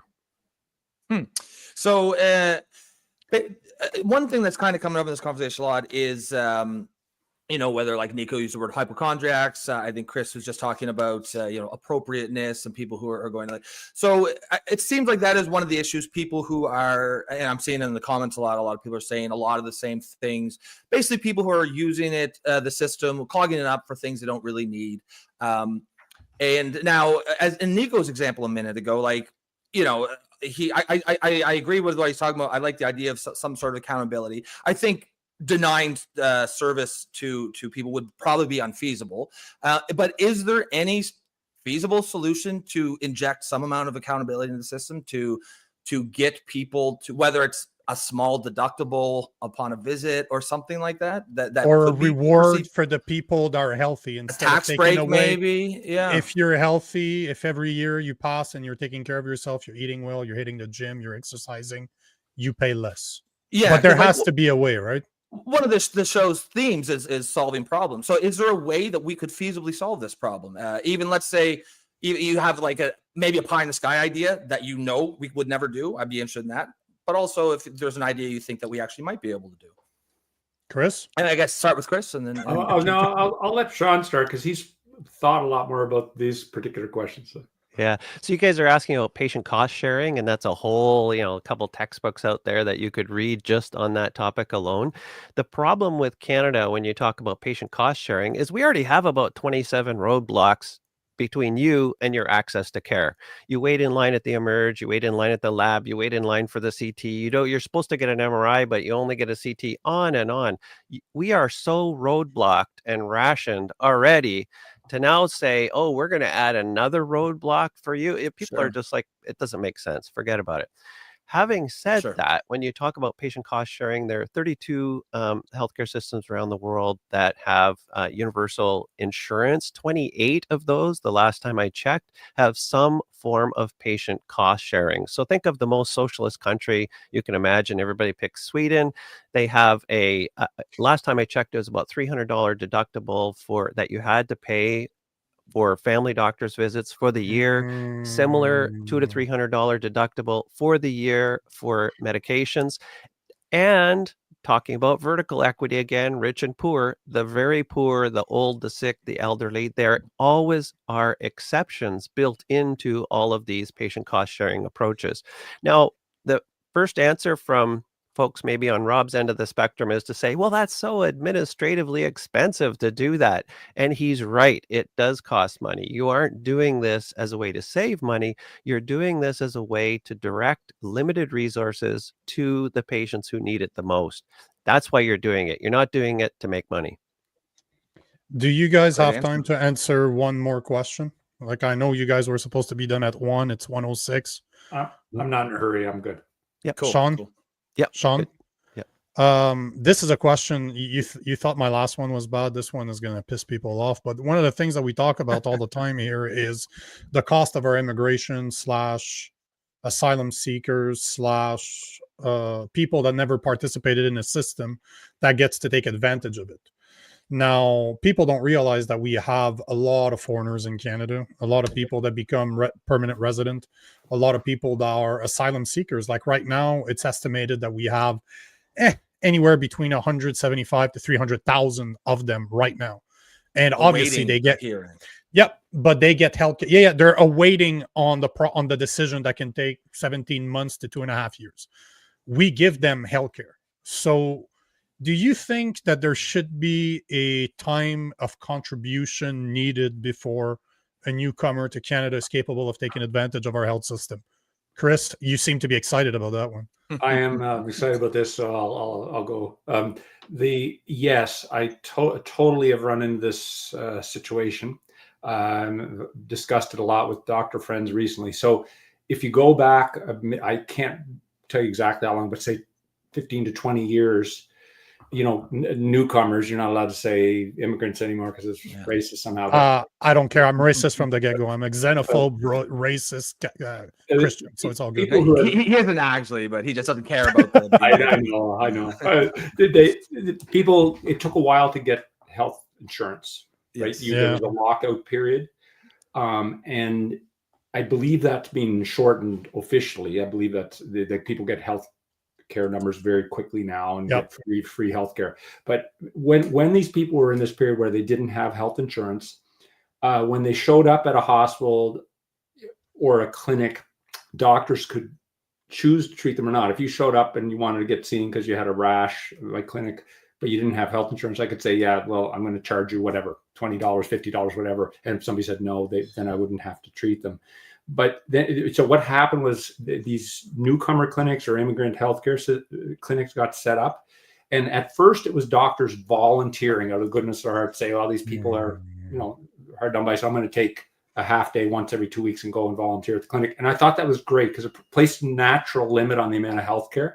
So the little old lady who had paid taxes in Canada for 70 years and now needed healthcare, she could get the government-funded healthcare. The immigrants could get healthcare when the clinic was open 1 day a week or whatnot. But then, over time, the doctors who worked at these clinics pushed the government, and the government started to fund these clinics. So I don't know about other provinces, but in Nova Scotia now we have newcomer clinics that are government-funded. The doctors are getting very well paid, and some doctors are not working as much in the normal system now. So that 78-year-old lady doesn't have a family doctor, but as a newcomer, better healthcare funded by the government, and there's no limit on it. And the doctor gets the social credit for, look at me, I work at the newcomer clinic. People don't realize you're not volunteering. You're getting really well paid, probably better than if you were just a regular old family doctor. So there's a real problem here that the new immigrants are actually getting preferential care where I am compared to somebody who's actually just a regular old Canadian. Wow. And by the way, Rob and Chris, you're from the same place. If I'm not mistaken. Oh yeah, I grew up in Halifax as well. I'm actually heading there. I'm a Cape Brettoner, so. Oh yes, yeah. You're I'm a mainlander, so yeah. So you're. You can't. I know you couldn't help it. Sorry. So you're lucky. You're lucky, Chris. He's not going to show up to your clinic. Okay. Well, Chris has toned down his bars and cars, and right. We haven't heard much of that there. I speak very properly now. Yes, you do. Yeah. Now. So your question is essentially, can we have open borders and a welfare state? That's the central political. Yep. Pow. Exactly. Yeah, that's what it is. Can we have exactly a welfare state and open borders? And so the question isn't not, okay, we have these people in and they're going to get care, but they're not going to get care. We're going to make those other people wait very long. And we don't really want old people because they haven't paid taxes their whole life. Like all of that stuff that ends up being almost impossible to sort out starts from that first presupposition. You have a welfare state, then you can't have open borders. And if you can't have open borders, then you got to get your immigration figured out ahead of time. And we're not doing that. We're inviting them in and student visas and refugees. And oh, by the way, we can't even take care of the people that we got. But here's another, however many, you guys know the numbers. I don't know, it's 800,000 last year or something like that. Yeah, that's about that. Yeah, refugees, student visas, etc. 1.1 million between temporary workers, new immigrants that became permanent residents, and that is asylums, asylum seeker, which is at 50,000. They don't count the 250 that are on waiting list, which should be counted. And then with student visa, you're looking at 1.2 million. So essentially, we do not have a welfare state now, because the government has said, we're promising to do all this for you. We're gonna take care of you and educate you and do X, Y, and Z, but they can't deliver because they're inviting all these people in. So that's what we need to focus on and say, okay, come on, politicians, figure this out. Do we have new people coming in? Do we have open borders, relatively open borders, or not? Because you're making your decision about access to care by default. You're pumping in a whole bunch of new people, and we can't even take care of the Nicos, Robs, and Chris's of the world already. Yeah. So in other words, Shawn, you're racist. Okay. Cool. No, I'm just bald. I'm not racist. So basically, what you're saying is we're making healthcare decisions without realizing we're making healthcare decisions. So by default. And one of the things we say here is we don't really have a housing crisis. We have an immigration crisis or an immigration issue. And that's a different topic, and there's some nuance there. But the gist of it is our immigration policy affects every other thing in Canada. And we seem to act like they are separate and distinct issues. And our policymakers are not really understanding that when you're making immigration policy, you're actually setting healthcare policy. Right. I did have one final... Sorry, go ahead. We had a problem even if we have zero immigration. Just to be clear, there are problems in our housing industry, both with just the industry itself. There are problems in the healthcare industry, and we can talk about how it's being looked at and managed. So it's more than just immigration, but immigration just breaks the camel's back. Yeah, that's a great point. And like I was saying earlier, we it's in this current moment, it's almost impossible to even talk about something like immigration because of the politics, and that's that has to change if we're ever going to fix any of these things. I had a quick follow-up, Chris, and then I think I'll be done. Just to what you said something earlier about newcomers, how they tend to, once they realize it's free, they tend to keep coming a lot more. I'm sure you don't have any numbers to back this up. I'm just asking you for your sort of gut feeling as someone who's in the system. On a average basis, would you say the average newcomer or immigrant, migrant, refugee consumes far more resources, healthcare resources per capita than the average native-born Canadian, or are they about equal? You won't be surprised to know that nobody's done a study on that, right? Because they're afraid of the answer, right? Well, exactly. And that's why I know you wouldn't be able to give me hard numbers. I'm mostly just a gut. But I have number of years of experience of this now, and talking to my colleagues and whatnot. What I can tell you is, particularly, I think, and again, you guys would know better than I would, but I believe our biggest source of immigration right now is India. Yep. Yep.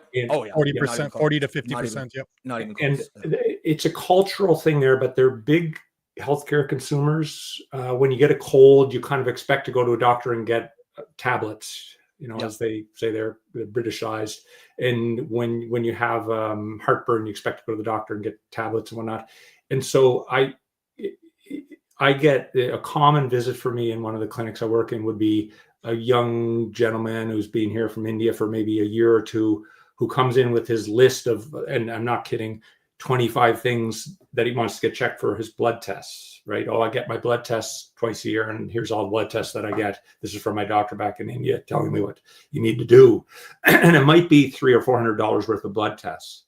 And that's really challenging because, and Shawn and I could talk more about this, but the data says that if you're a 25-year-old guy and you're pretty healthy, you don't really need to go to a doctor. You don't need those things. Stay away from a doctor until you're 40 or 50. That's probably your best Agreed. health, right? Is healthcare almost a status symbol in India? Do you think? Like, is somewhat, that yeah? So it's a bit of a caste thing. We're not getting Indians who come from the lower caste and poverty are not getting here. It's the ones with enough money and connections to come. So we're getting the richer Indians, and yes, for them, getting regular health care is just part of the normal way that they do things starting at age 20 or not. So in my experience, they're very consumptive of healthcare resources. They show up in the emerge a lot with coughs and colds and minor injuries that you guys would, as a Canadian growing up in Canada, if you tweak your ankle playing basketball, it's not too bad. I'm not going to go and waste doctor's time, but they do. They want to know because they think there may be some treatments or things that they need.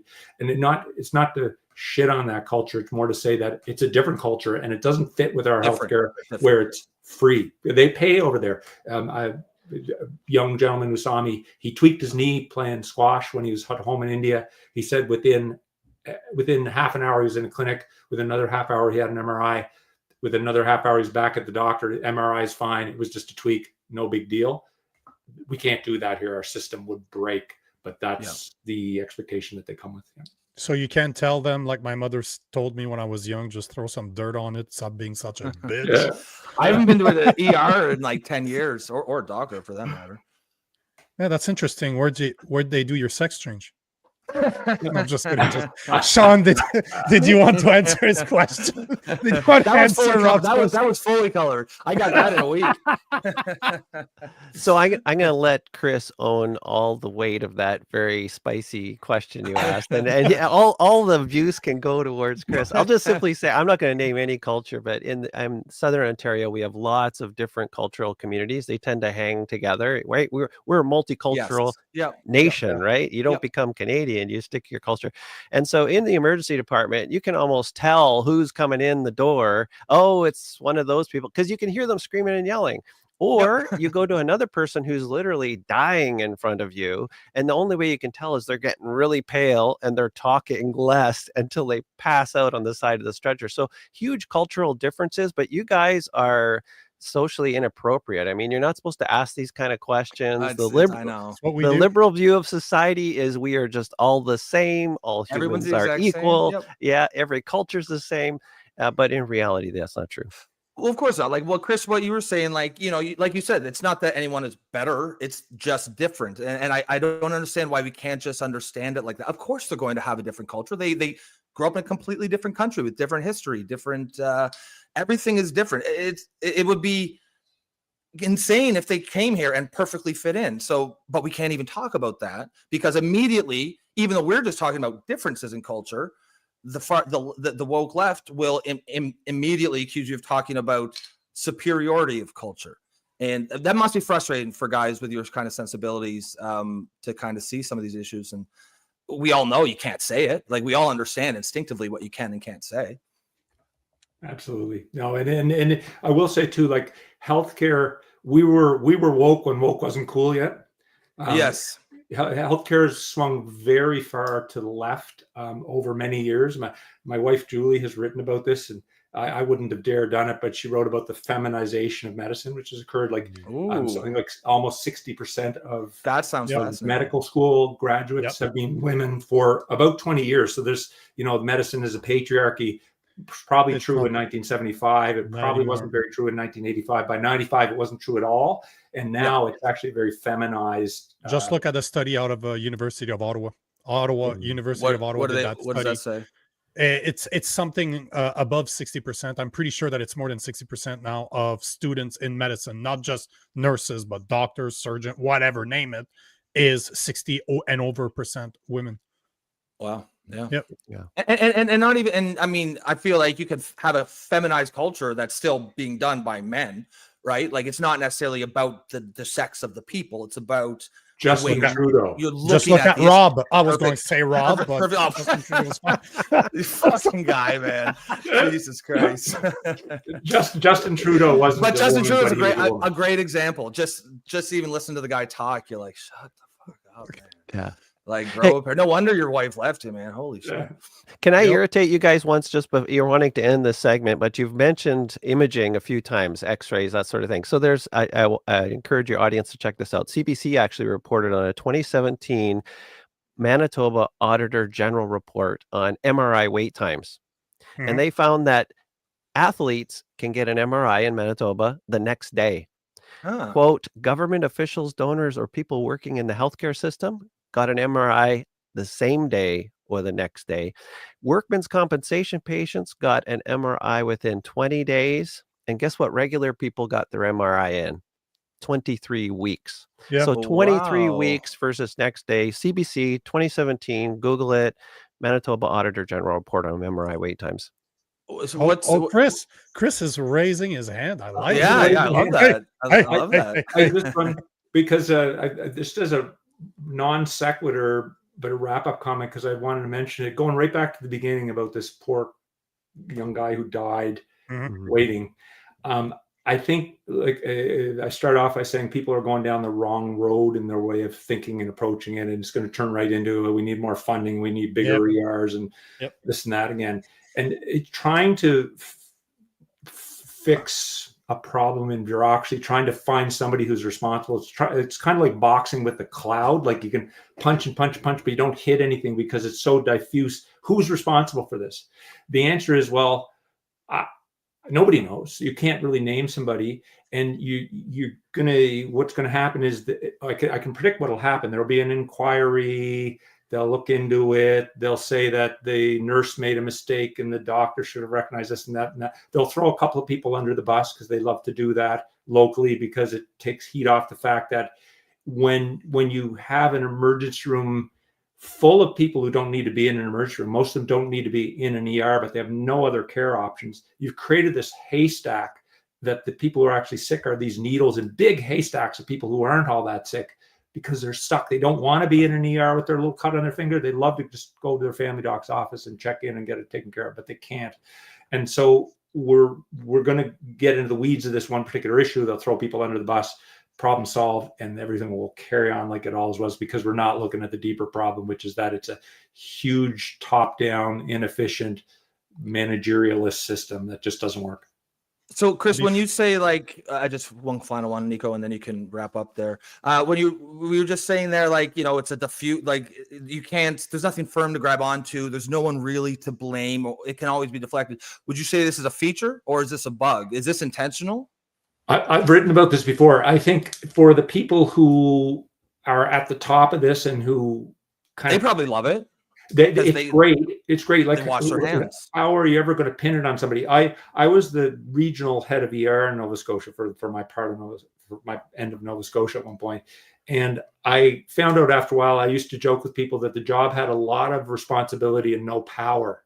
And I mainly felt like I was a cushion between the public, who was extremely dissatisfied with the long waits, and the people in charge who actually held the purse strings and whatnot. I tried to make changes. I wanted to make changes. I would advocate, we can change this and things will be better. We can change that, will be better. At every turn, there would be some lawyer or some person a couple of layers up from me and say, you can't do this and here's why, because the rules say X and Y and Z.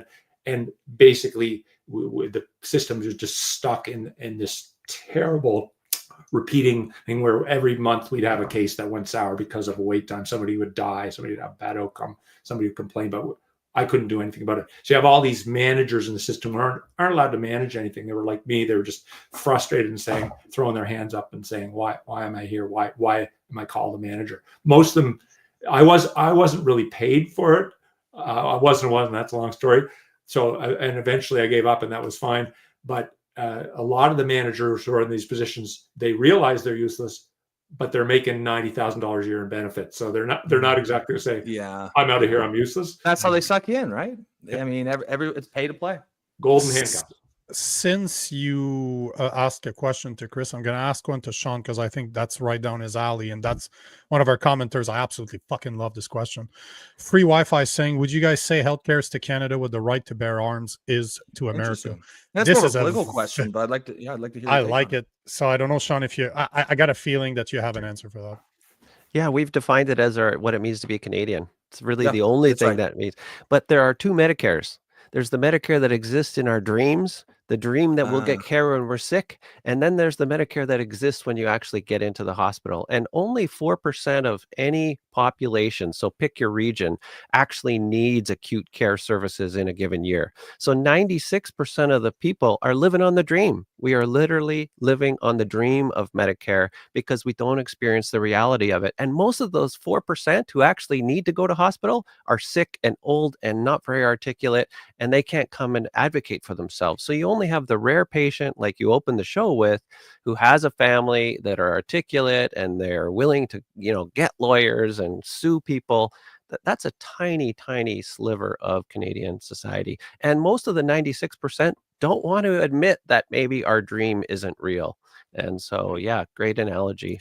The one thing I would really take issue with in the comment, I understand it, and it's a great comment, I agree with it, but it mixes up two things: negative rights versus positive rights. The right to bear arms is what's called a negative right. It's the right to be left alone. Look, I have a gun, I use it for hunting, leave me the hell alone, government, right? That's leave me alone thing. The positive right is this idea that I have the right to get health care. I have the right to walk in, and I have the right to get something from somebody else when I want it. I have the right to food. I have a right to housing. I have a right to clean. It's a right to something as opposed to right to be left alone. The 2A doesn't give you a free gun, kind of thing. Yes, right. So in a way, I understand the comment in that it's sort of it defines who we are as a people. But one's a negative right and one's a positive right. And I think that's very telling of the difference between Canadians and Americans. Americans are left alone to live their life and make their own way and make their own wealth. Whereas Canadians want it to come from the government. They see the government as the provider of all good things. Spoonful. Yeah, and we've talked about our high tax rate a lot on this show. And as one thing that I was saying the other day is that comes with a certain social contract. Like, I think most Canadians have this feeling like, okay, yeah, we're highly taxed, but in return, I expect a functional healthcare system, right? I expect holes repaired in the roads, good healthcare, good education, those sorts of things. And I think the perception is that the social contract Canadians have with their government has been broken. A great quote that's very apropos to that. I believe it was Thomas Jefferson who said, "A government powerful enough to give you everything you want is also powerful enough to take everything you have." 100%. Yeah, brilliant. We're going to end this here, but I wanted to finish with the Wise Guy's comment saying that before they leave, I want to thank those two guests. Very informative and entertaining. Enjoyed every bit. So you guys, and there's this was a lot of fun. We've never had two guests at once. We weren't sure how it was going to go, but it went perfectly. There's another comment that was saying that Prairie was saying that she would love to actually touch all of her bald head for good luck. So on that note, I want to thank both of you guys. Thanks, Chris. Thank you so much, Shawn, for being on the show. Hopefully you'll accept to come back, because we're always just so you guys know, experts if a new issue comes up. We have a bunch of people that we call on, like they're experts in their field. So when there's something trending, there's something in the news, I like to call back on people on short notice to have them on the show. So if you guys are interested, I'll contact you after by email to see if you like the experience, or you're going to tell me to politely fuck off, which is okay. I'm used to that too. I'm used to that too. As long as Rob's not on the show, I'm good. Exactly. But I want to thank both of you guys. I don't know, Shawn, did you have a closing comment? Yeah, anyone who calls me Baldy, man, I'm not coming back. Wow. Guess what, Baldy? Yeah. I'm really going to work on losing all my hair before. Yeah, you got I to. agree. Then it'll be, I it'll be agree. the I'm four well on the way. musketeers. The four You'll fit musketeers. in. I love fit it. in. Great show. Great show. Thanks so much, I guys. enjoyed it. Thank you. Appreciate your Thanks time. for Bye-bye. Great guest. Well, there you have it. Oh Great yeah, guest. this was really cool. Yeah, that was a lot of fun. This was definitely cool. Yeah. What do you guys think in the audience? Do you guys enjoy this? It's that probably might be one of my favorite interviews, most enjoyable interviews we've done. he made a very valid point though at the end. Even Shawn is like, damn. That negative and positive rights thing. That is, I've never thought about. That is brilliant. That's and just smart. yeah. And I, who was it that said that? Was it free Wi-Fi? It was a great question, by the way. Yeah, That's it why is. I took it, because it was a great one. And I took that as a political comment. It's a political issue. Like I thought he meant like from both sides, yes. From both Canada and the US, yes. It's the third rail that government won't dare touch, kind of thing. And in that regard, I think he's right, absolutely. And it's kind of alluding to what you were saying when you said, we're so socialist up here, we're never going to get rid of our healthcare system. Even conservatives up here, I don't think. I suspect a majority would want to keep them. It'd be a lower majority than liberals, but I think it'd still be a small majority that would want to keep it. It's an untouchable thing in the way that the 2A is an untouchable thing. It's really one of those things that I just see it as being part of the culture in Canada. But yes, like Shawn was saying, you can't have open borders where a welfare state. That is oh man, that's what happens when you speak to people that are more intelligent than you. Yeah, that's right. Eh? You tend to hear shit. You're like, what the fuck? Wow, yeah. But it's true. You can't live. You cannot have open borders and a welfare state at the same time. That's brilliant. And that's how policymakers need to be thinking about this. Like he's saying, we think we're making immigration decisions, but we're actually making healthcare decisions. We're making housing decisions. We're setting housing policy and healthcare policy when we actually think that we're setting immigration policy. And that just seems like a recipe for disaster. They're not considering any downstream effects. It's just the left has convinced everyone that immigration is always an inherent good in a vacuum. There's no downside to it, and if you disagree, you're racist. To be yup, that is yes.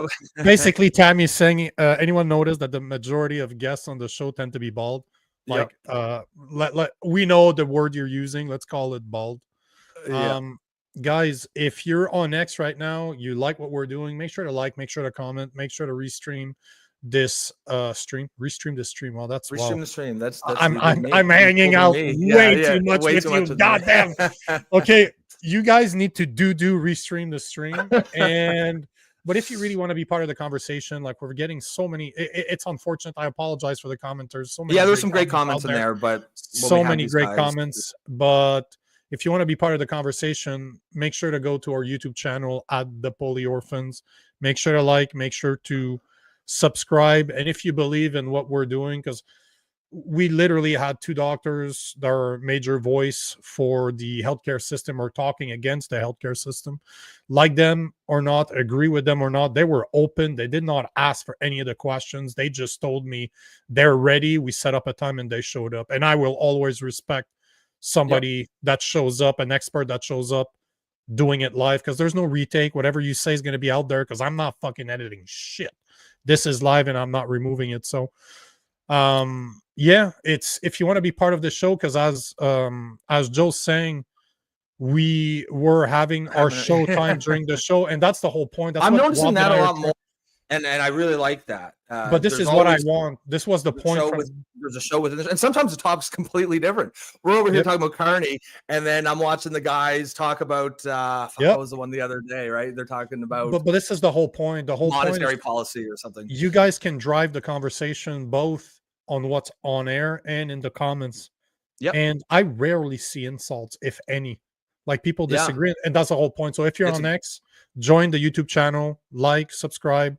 And if you believe in the type of environment that we're trying to create, where two opposite sides can speak to each other, do it politely with respect, and create a discourse, join our membership program. It's $2.99 a month, and It's less than a nasty coffee at Singh Hortons. Yeah, That's a new expression that I saw this morning, and I'm going to Yeah. bring it up right now since I Singh get to do Hortons. that. This is just, it's fucking Friday. I thought I'd make it a bit funny. And here is there's a t-shirt that's going viral right now. And if I fucking saw that, I would totally buy it.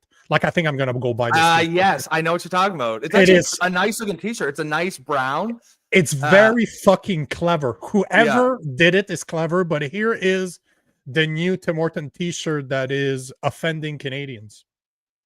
The name Tim Hortons has been swapped out on the design of this t-shirt sold by an online company called Alberta Unchained. It says Singh Hortons, using a common South Asian name. The line below reads, now hiring Timmigrants. Hate is hate. And it's in many different... It isn't hate. Look, the apparel company refused an interview with CTV News and did not answer questions about who is behind the company, where they are based, or how many items with this design have been sold. Instead, it sent this statement saying, to clarify, the Singh Hortons design is a piece of satire. It is not racially motivated, nor is it intended to target any community. The executive director of Stop Hate AB says humor can be a cop-out to cover up anti-immigrant sentiment, and says the design should be called out for being hateful. To collectively stand against hate is us actually doing an action towards ending it. Ignoring it gives it space. Bullshit. Tim Hortons' hiring practices have come under fire for the company's reliance on temporary foreign workers for paying low wages and reducing opportunities in communities with high youth unemployment. Tim Hortons turned down an interview with us, instead sending a statement reading, there are over 100,000 hardworking Tim Hortons team members across the country who are members of our local communities, and they do not deserve to be exposed to such blatant racism. We will be taking swift action to hold the people behind this accountable. There's not much that can be done within a criminal matter. Legal experts say the design doesn't amount to a hate crime. But you know, thank fuck. At least somebody has some sense. You know what's going to happen, right? The same thing that's happening with Shawn Foyt. Shut the fuck up. Don't expose it. Just take it on the chin.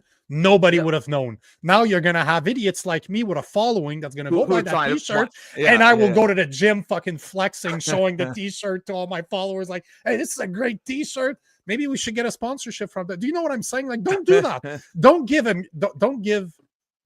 give me a chance to be an idiot, because guess what? I will be a fucking idiot.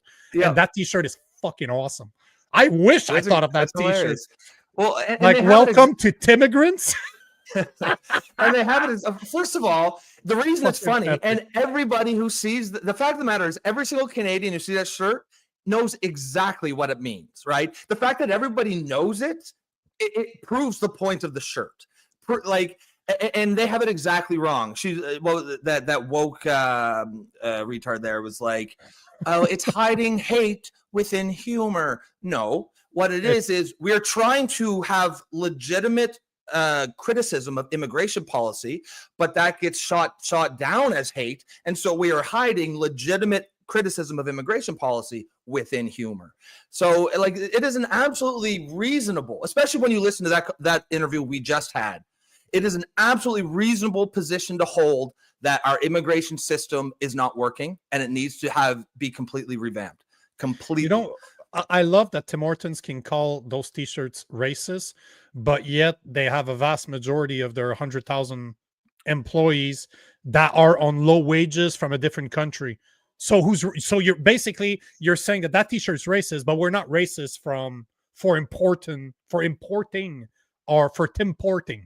Yeah, that's not racist. No, of course not. The fact of the matter is if this wasn't true, like if when you went to Tim Hortons, you know, there was an actual diverse mix of people. You had some Indians, you had some white people, you had a couple black, whatever. No one would understand the joke. We would be like, what the fuck does that even mean? But everybody understands the joke. Everybody gets it instinctively. Now, you may be offended by it, but the fact that they're offended also suggests that they know and understand the joke. Everybody knows that it's the fucking problem. The difference is half of the country is telling us we're not allowed to talk about the problem. And the other half is trying to come up with a way to talk about it without being called racist. And the only way you can do it is just not fucking worry about what these fucking far left woke idiots are going to say. They're going to say what they're going to say. We saw with Joey Swoll the other day. There's no placating them. There's no amount of apologizing. As soon as you give them an inch, they will take a mile. I like this comment from Chris H because he tends to disagree with a lot of the things that I say. But okay, well, Nico made a good point about the wages. Well, they're not doing it out of the goodness of their heart. No, obviously. So either they're getting they'll wrap it up in some feel good diversity bullshit, but it's all about money, purely. It's always about fucking money. And just like I was saying about Mark Carney this morning on a video I made, you want to know where his intents are? Follow the money, because profit doesn't have any political affiliations. And this is exactly what we're seeing with Tim Hortons. They're playing the victim over the t-shirt, but motherfucker, if that wasn't a problem, the t-shirt wouldn't exist. It wouldn't make fact sense. that everybody gets it. Do you agree or disagree with the t-shirt? You know exactly what we're talking about because you've seen it for yourself if you've been to a Tim Hortons. And the fact that the left is furious and says it's racist means they also understand. Absolutely, they get it too. If it wasn't a real thing, they would be like, well, this doesn't even make any sense. This is a great comment here by Derek Sittler. This is because of cancel culture. When people can no longer say what they think, they will resort to passive-aggressive alternatives. Exactly. They will resort to humor or funny t-shirts or jokes. And yeah, they're jokes and they're meant to be funny, but they're also meant to make you think. And this, like, yes, this is a funny t-shirt, but at the same time, people will look at it, oh shit, I'm not crazy, because I've noticed this too. They're making a t-shirt about it, right? Like, this is why the left has to like try to shut this shit down fast. Wearing that t-shirt is, you know, that if you see me with that t-shirt, I don't need to explain to you I'm conservative. You have a pretty fucking good idea if I'm wearing that t-shirt in public. So it is a political statement. It shouldn't be, but it is. No, well, and I mean, frankly, like, you know, immigration policy is a political issue, and we should be free to criticize it. That it's a nonsensical point to say, if I don't agree that the open borders policy that we have and 1.1 million newcomers every single year, if I don't agree that's a good thing, I'm racist. Even though, you know, I don't want 1.1 million new white people here either. It has nothing to do with their fucking skin color. Like, we can't even give these people, we can't even justify, like, we're justifying their critiques when we respond to it. We just have to treat them like morons. Yeah, you know, yesterday there's a guy that started reposting some of my pictures, insulting me on my page and blah blah. And all I answer to those guys, because I have thousands of people like that call me shit all the time, and all I told him, I'm like, you understand, bro, that there's no such thing as bad publicity, right? All publicity is good publicity. So thank you for resharing my stuff. And by the way, the more you reshare this stuff, the more you help me with the algorithm. So thank you. God bless, because obviously he's an atheist. So I've developed ways to deal with those people, but it's the same thing with Tim Hortons. They should have just left it up. They should have just shut the fuck up, not answer the comment, because now they're exposing themselves. Just like they can't, though. The left, Shawn, they cannot. They can't leave that stuff alone. That's their whole existence. That's their whole meaning of life. Is rooting out, you know, fascism and racism and imagining it. That's why they went nuts over Sydney Sweeney. It's a regular fucking jeans ad. You know, newsflash, up until 5-6 years ago, attractive women typically were used to sell clothes, but they can't accept that, and it has to be Nazi propaganda. These people are just half-witted morons. Did you see the meme about Dr. Fauci and American Eagle commercial? No, what was that? Oh shit, I should have found it, but it's basically him, like they replaced Sweeney by Dr. Fauci. With Fauci? And there's a massive syringe in front of him, and it says gene therapy. I'm like, womp womp canoe. Womp womp canoe. It's just, you know, some people are just clever. They're just very, very fast with this shit. But it's funny. Derek Siltler is saying that I wear t-shirts with political statement on them all the time. They're conversation starters. I have a bunch of t-shirts that I made, and I can't remember which one I was wearing, but I do a lot of political t-shirts. And I was in the US. We were in fucking Colorado. I was having a steak. Like, I don't know if you know what a cowboy steak is, but it's something ridiculous. Just a giant ass fucking steak. It's like a 20-ounce steak. Is it one of those massive, like eat it in 45 minutes, it's free? And no. Okay. There was a super nice restaurant. They don't do that in nice restaurants. But it's like $100 American, just a steak, right? And my wife and I are just having a day out. It's just her and I, and we're sitting at the bar because the place is jam packed. We had no reservation. We just showed up. By the time we go to pay the bill, the guy's like, "No, don't worry about it. You've been taken care of." I'm like, "What the fuck you talking about?" Wow. He's like, "Yeah, one of our regulars. He already left, so you're not gonna know who he is. But one of our regulars loved your fucking T-shirt. He didn't want to bother you during your supper, but he paid for it." I'm like, "What did it say?" Oh, I have so many of them. Okay. What one that I did, one that I made, and especially for gym stuff. But it says, "Discipline trumps." What is it? Shit, I don't know which one it was. I have too many of them. But I'll just say that it was one of those political one that Trump was in it. Because I like to use Trump as in Trump's something. Because I know it is. Oh, of course. Like I think it's discipline trumps motivation. Sure. But obviously Trump's is in bigger letters than all the rest. Like, you know what I'm saying? I'm just fucking with people. But yeah, I got a free fucking nice. Cowboy steak over it, man. That's fucking sweet. Maybe he was gay and I just don't know. But yeah, that's what he's going for. Robert Bard says immigration only helps corporations, not the people. I mean, I'll say yes and no. I mean, I think our current immigration policy, I'm right there with you 100%. I think it can be done in a way that helps the people if it's done smart immigration policy, bringing in, highly educated, skilled workers, families that already can support themselves, don't need to go on social services right away, don't need to, are relatively healthy. Yeah, if they get in a car accident their first week here, of course they should go to the hospital, but they're not coming here with fucking gout, fucking broken bones, stage 4 cancer. Like if you do it like that and it's done at a pace and rate that is slow enough to not overrun our infrastructure, apply a values test to make sure they're compatible with Western values, that they're going to assimilate into society. They're going to bring something to our culture.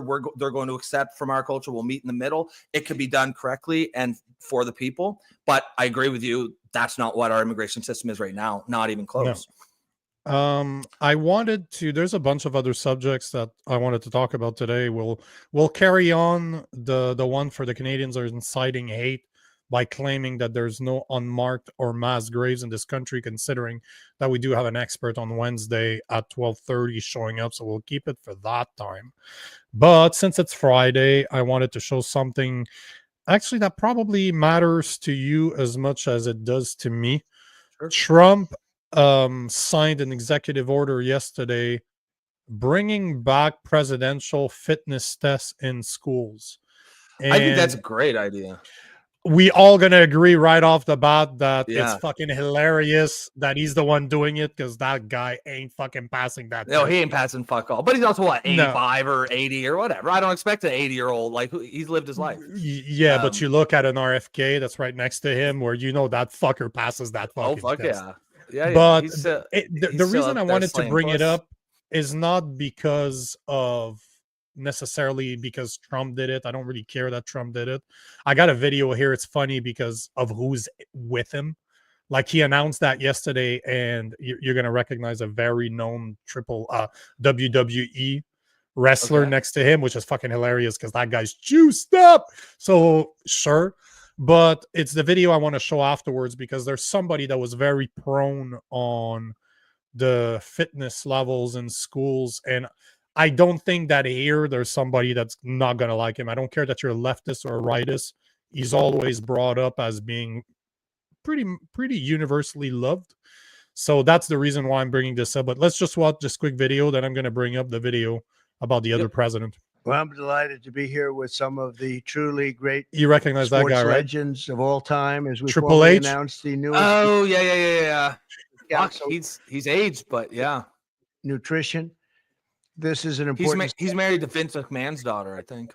Oh, is he? The order that I'll sign today. That's why he got to smack her a lot on stage. Directs the council to develop strategies to improve America's physical fitness. Anyone's going to slap my wife. The American spirit, excellence, competitiveness, and sportsmanship. To that end, I'm pleased to announce that we're officially restoring the Presidential Fitness Test and the Presidential Fitness Award, and it's going to be a very big thing. To be honest, I never would have thought that this opportunity would have been here right at our doorstep.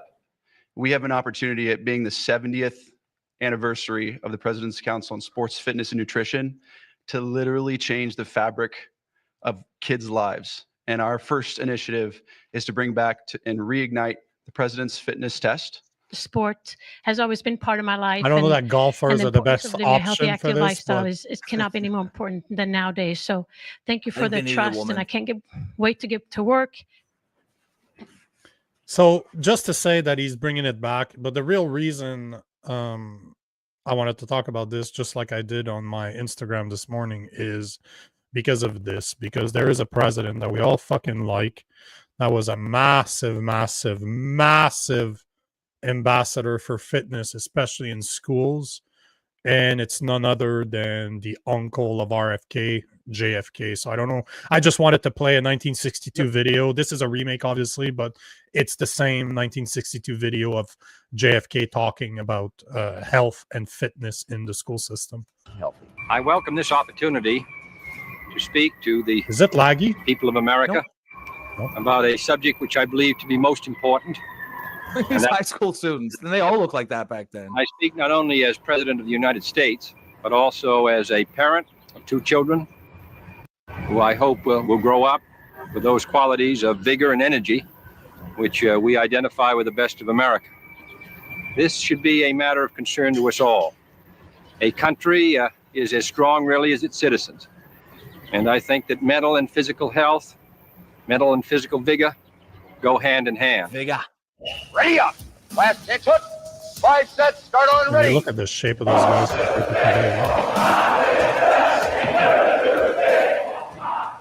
I hope that we will not find You know a the day woke retards will call that fascism. all of us are spectators except for a few who are out on the field. I hope all Americans will be on the field. This is a subject which should be of interest to us all. It is possible for young men to achieve difficult physical feats if they're motivated in the right direction. And I hope that the astonishing. We lost something, man. When these were the messages, when these were the messages young men were getting, like that's night and day. I guarantee if you did a mental health test with all those young men, you wouldn't, and then compare that to a mental health test of young men today. It wouldn't even be close. It would not even be close. And what JFK, he said something there that is absolutely correct. I forget exactly the way he said it, but it was something like mental and physical health are directly connected. You cannot separate them. Mental and physical vigor, because he's got that Boston accent, is the same thing as mental vigor. You like, and that's something that's completely missing from how we feel about kids.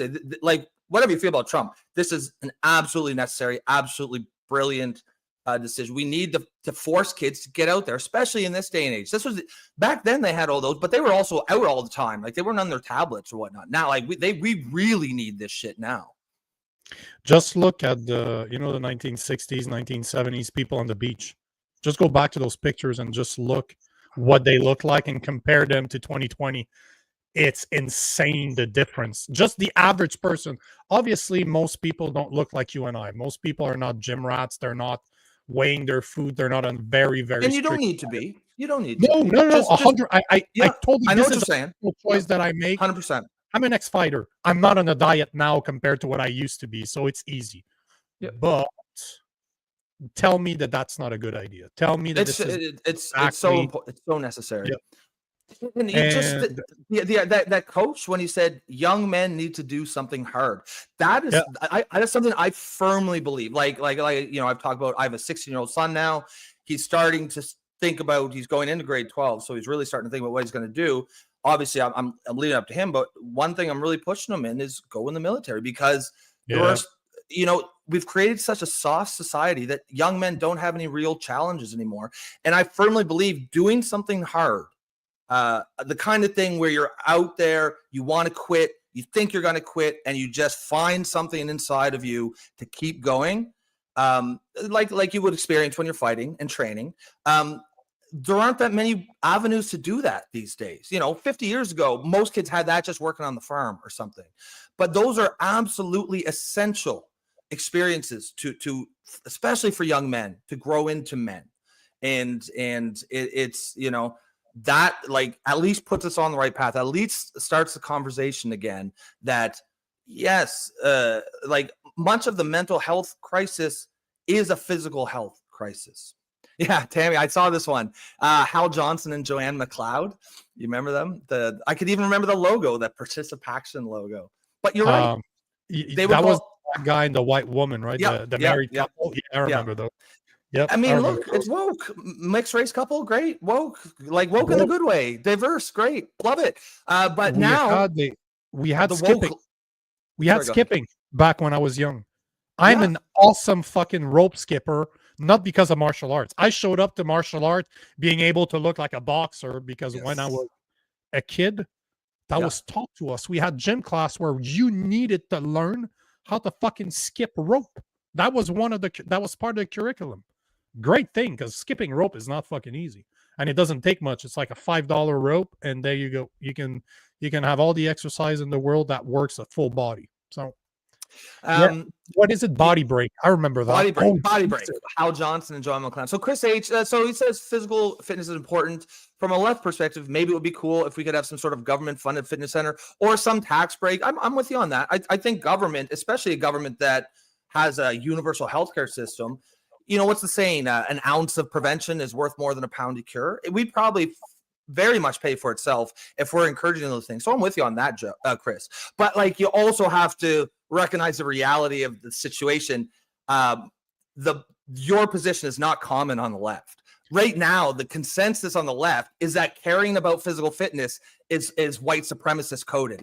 Makes you a far right Nazi. And if you don't think it is, like we did a show where I showed several articles from major newspapers like Vogue and whatever, where that was essentially the gist of the topic. The new right-wing white supremacist culture behind fitness. Fundamentally, current woke left discourse it's at least it seems to be about not improving yourself whatsoever, or at least not doing any work to improve yourself. You want to take a pill to improve yourself, a surgery to improve yourself. Yeah, that's cool. But anything that requires any sort of discipline, any sort of hard work, no, fascist, far right. And I agree with your comment, but we also have to recognize that is not a common sentiment on the left. I guarantee you there's a lot of people on the left who would look at that video we saw, the boys doing jumping jacks in unison, and call it fascist. Call it fascist. You know what's interesting is that if you are, I remembered them to be in such better shape than that. Like they're not, I know, right? Like look at that. They weren't even in good shape. They were just normal. No, that's all you need to be. You don't need, as you said, you don't need to be a gym rat. Just get out and use your body. Our bodies are machines. They're meant to be moved. But look at this. This is a picture from 2022. So it seems like they're still together. And look at that. They're not two fat fucks. So this is the thing that most people don't understand. I've always been in shape because that's been instilled in me by my parents when I was super young. Yep. Never left. And literally, I've been at the gym for 20 years now, 22 years, but I've been competing in basketball when I was a kid.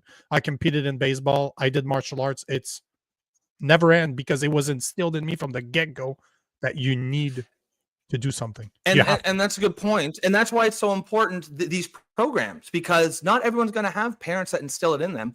But at least if it's for a lot of these kids, it might be instilled in them by school, by these programs.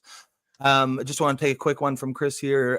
He says, I watch a social show called Revolutionary Blackout Network, and they advocate learning martial arts. And that's great. I mean, I think that is great. But again, I think if we're honest, the more common, actually, Nico, can you just remove that there? Oh, I got it. The more common thing is something like this. Getting fit is great, but it could turn you into a right-wing jerk by The Guardian. Like, these are real articles from real people. And I just pulled up that one. That always looks sick. Always looks sickly. But these are real things that are coming out of the left. The left just hates self-improvement for the most part. Yep. And I know exceptions abound, Chris. I'm not saying you do. You seem like a pretty sensible guy. But Other than that, guys, we're going to put a pin in there because we don't want to go too far over. This was I really enjoyed the show. Hopefully you guys did as well. Hopefully you were down with the interview. Down with the interview, or you saw the interview with the two doctors we had here. It was really informative. If you didn't, you might want to go back and check that out. If you are tuning in for just the first time, sorry, I'm reading Joe's comment here as I'm trying to do this. He says, Rob, that is a comment sent on. Yeah, we'll cut it. Sure. We'll keep going. Joe, we'll take it. We remind me on Monday, Joe, or whenever we're doing actually Wednesday, because Monday, Tuesday, we are going to be off vacation time. Nico's going down to San Francisco to find a new boyfriend. And so we are going to, amen. Yep. And then, but we are going to play, I think what we're going to do a replay of the interview on Monday. Yep. And so, but if you don't see us those 2 days, don't freak out. We will be back here Wednesday. Guys, if you're new to the show and you want to support the show, you like what Nico and I are doing, please remember to, first of all, like and share the stream. That's, that's simple enough. That costs nothing. But if you really want to support the show, you can become a member for $2.99 a month. The low price, of course. Other than that, folks, have an excellent weekend. Be safe, have fun, get out there and enjoy the weather, and we will see you Wednesday.